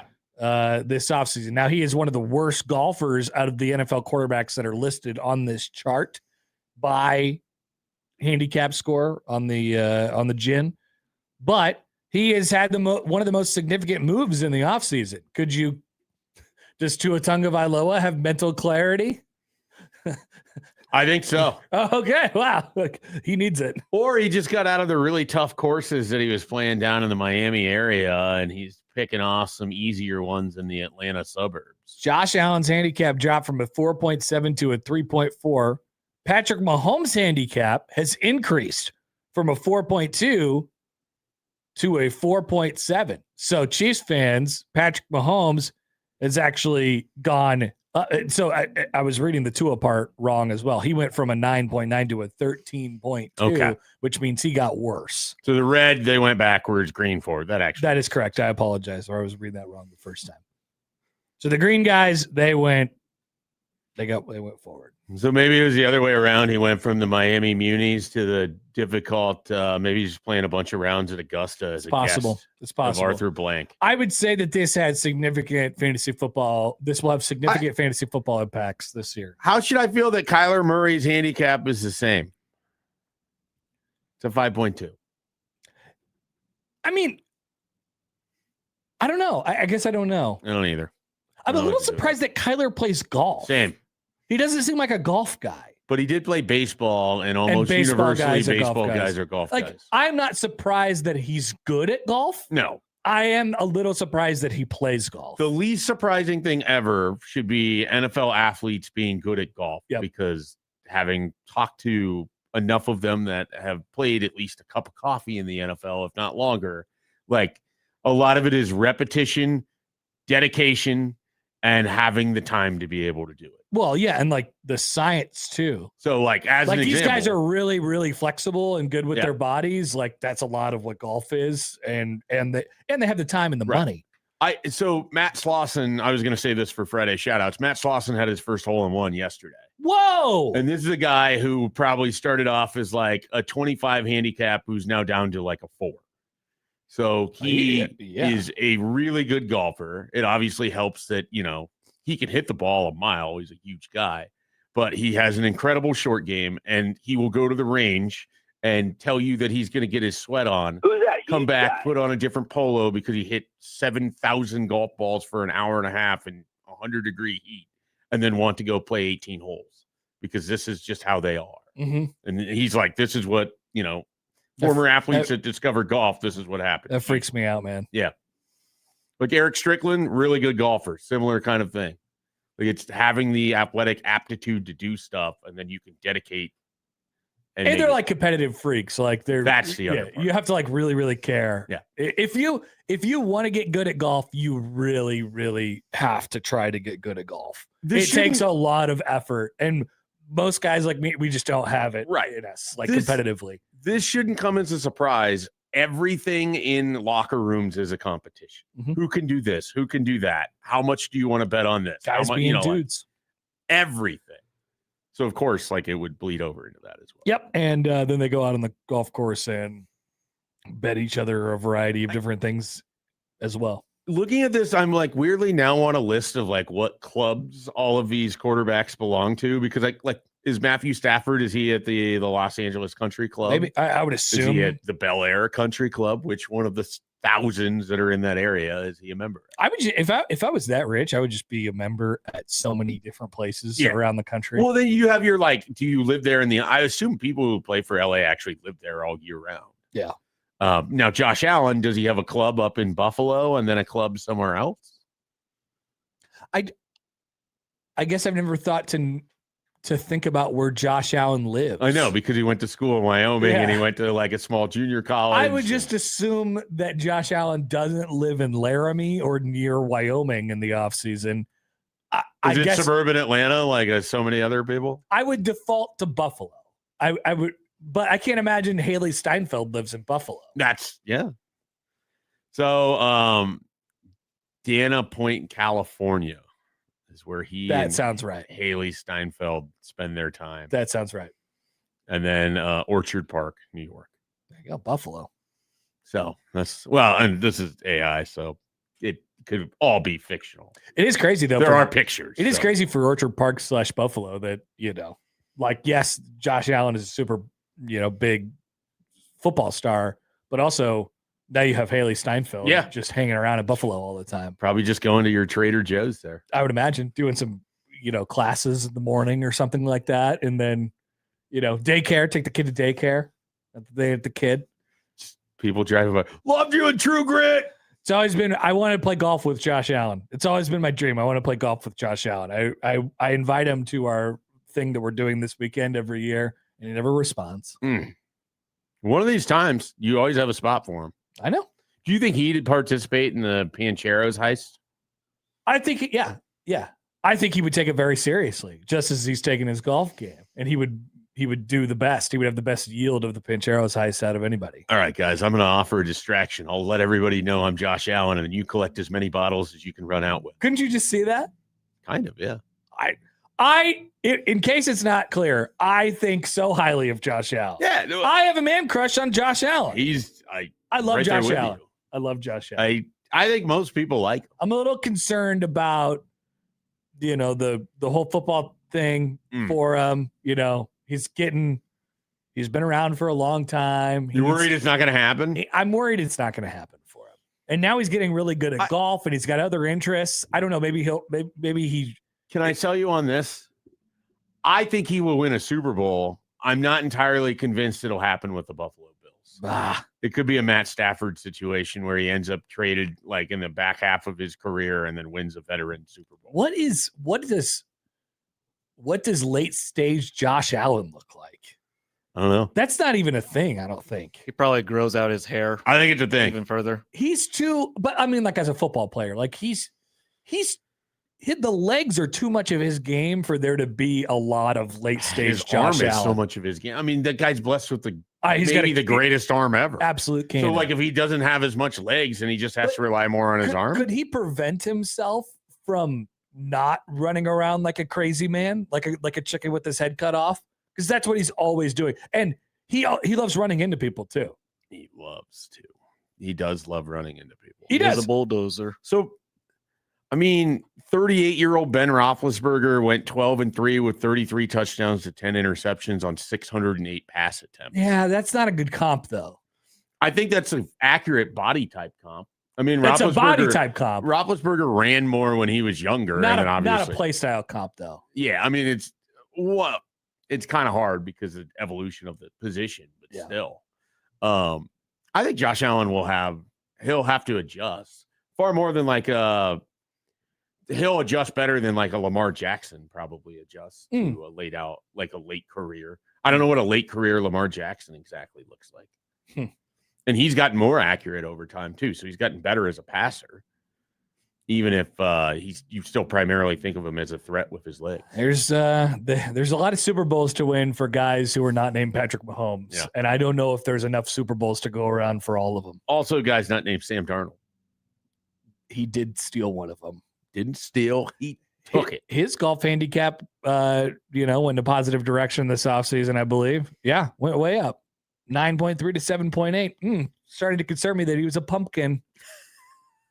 Too much golf. You should predict it. For Sam Darnold. Maybe we'll do that in our predictions segment. We'll take a break and be back with some accountability right after this on 1620 The Zone.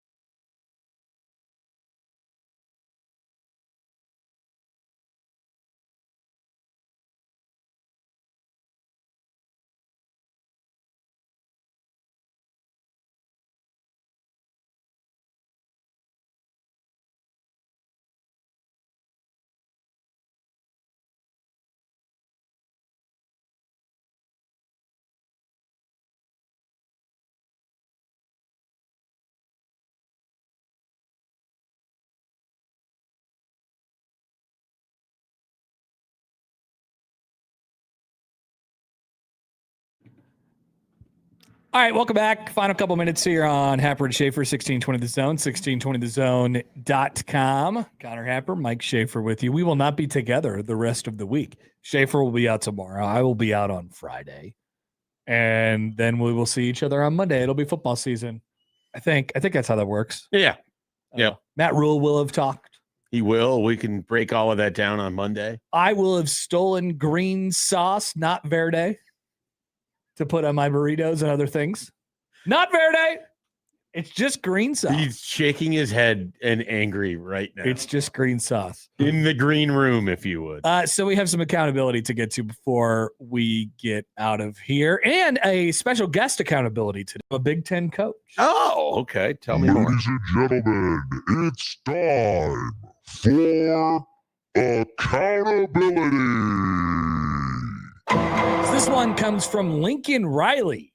You know Lincoln Riley? I do. All right. And you remember his brisket. It looked very dry. Not good. Uh-oh.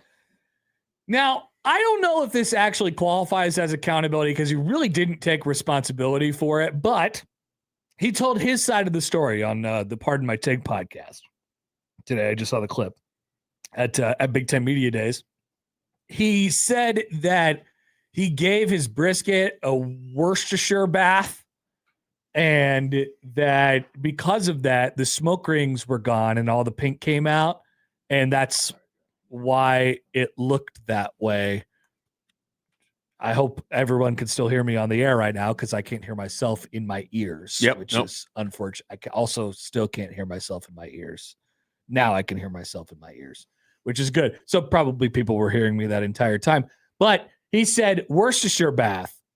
And he also said, he doubled down and said the brisket was good. That disgusting looking brisket did end up being good, which is a little bit surprising to me and doesn't probably count as accountability. I'm trying to look at photos of brisket that went through this bath and see if there's still the smoke rings in there. Yeah. It does change some of the color ultimately of what it looks like. It just looks dry. I'm not mad. That's the thing. If that was bathed, it would have a lot more color to it than what, I'm seeing here relative to the famous photo. I'm not sure I believe him, but he did offer Big Cat and PFT to come out to his patio and cook him the same exact brisket just to see if it was, to show them that it was good, which I still don't believe him that it was good. If Lincoln Riley invited you to eat brisket on the patio, would you go? I'd have to. Yeah, I think you have to. Absolutely. Because I'd want to tell him that, dude, no, your brisket sucks. Like, this is not good. I would tell him the Jeff Franklin story. the creator of Full House. It's like, hey, you're living in his old house. That's his old house. Yep. We once we found that out live on the air one time. That was an entire radio segment talking about Jeff Franklin. By the way, I get a tweet here from Sam on the Liquid Trucking Zone Twitter feed. Joey's accountability yesterday was just him telling his side of the story. So Lincoln Riley is, could do the same. Joey's accountability was on behalf of Omaha drivers. Joey did the exact opposite of accountability yesterday. Do you have any accountability today, Joey? Yes, I did. I said this morning I would actually turn left from Dodge into the parking lot, and I never did. I was telling our coworker Meg from Sweet 98.5 that I was going to do such a thing because it's something I never did. And it's I great did advice. Not do it. It's very easy at 5 o'clock in the morning. I shouldn't have to take Farnham. So I'm holding myself accountable for not taking the easy way out. I would say it works out for me timing-wise about 85% of the time. Yeah. I'm able to make a left in here without disrupting any sort of traffic. I just come across 52nd and then down Cap. Oh, you do? Yeah. You take the real route. Yeah, that's just how it's ingrained in my brain. Now, one time I didn't make the turn that you need to do that. And so I just stayed on Dodge. And so I did turn in left. I would not recommend doing it during regular traffic hours. But obviously when we get here, 5:35 in the morning, it's not regular traffic hours. Right. Yeah. But I my rule is I'm not going to slow down at all. Like if I can't make it on the fly, I'm not going to do the left turn.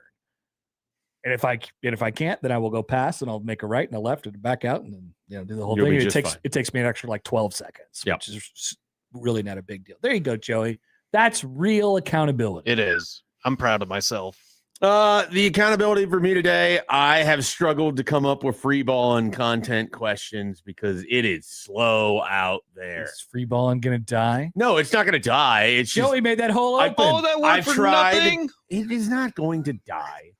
I have just tried to avoid constantly asking about the trade deadline or training camp. Those are the two things that are kind of happening. Okay. God, And you guys I are didn't dumb. ask a Sophie Cunningham question when I could have. Yes, you did forget about it. You know what? On that, I will throw in some accountability as well. I have seen a couple of headlines and stories that have been pretty much tailor-made for free balling over the last, probably 2 or 3 days here. And I just haven't made a mental note of it and gone back and put them in free balling for later or sent them to you so you could make a topic. You can always out of just send free them to balling. me. Yeah. Maybe I should start doing that. Sad. So that's my accountability as well. Also accountability. I hired Scott Frost as my offensive coordinator. Oh, on college football. At Nebraska? At Nebraska. Oh my gosh. There's this thing where your I got over here. Wow, that's incredible. There's this thing where your coaches get fired every year unless you preemptively renew them. Yep. It's like you have to really figure it out. And so I've ended up getting new coordinators all of the years. And in year 4, I believe, Scott Frost returns to be my offensive coordinator. Who am I? Great question. I'm not Connor Happer. I'm Ryan Kalkbrenner. Incredible. So Ryan Kalkbrenner, the head coach of Nebraska football, is offensive coordinator. The Scott ultimate Frost. Jay Skur story. Ryan Kalkbrenner comes back to lead Nebraska to the promised land. That's right. Noted Husker fan Ryan Kalkbrenner. Exactly. I mean, he got shut down by Derek Walker and Sam Greasel and all this. So I figured he owed it to Nebraska to be their coach. Have you won a title yet? Yes. I won the national championship last Very year. nice. It's time. It's almost time to leave. Oh, okay. Yeah, I got to go somewhere else soon. You have your eyes on a particular spot? No, we'll see what happens. Okay. We'll see what happens. But there's my accountability for everybody. All right. That'll do it for us today. If you missed anything, 1620thezone.com is where you can find it. Matt is out at the ballpark. We will check in with him during the crossover coming up next.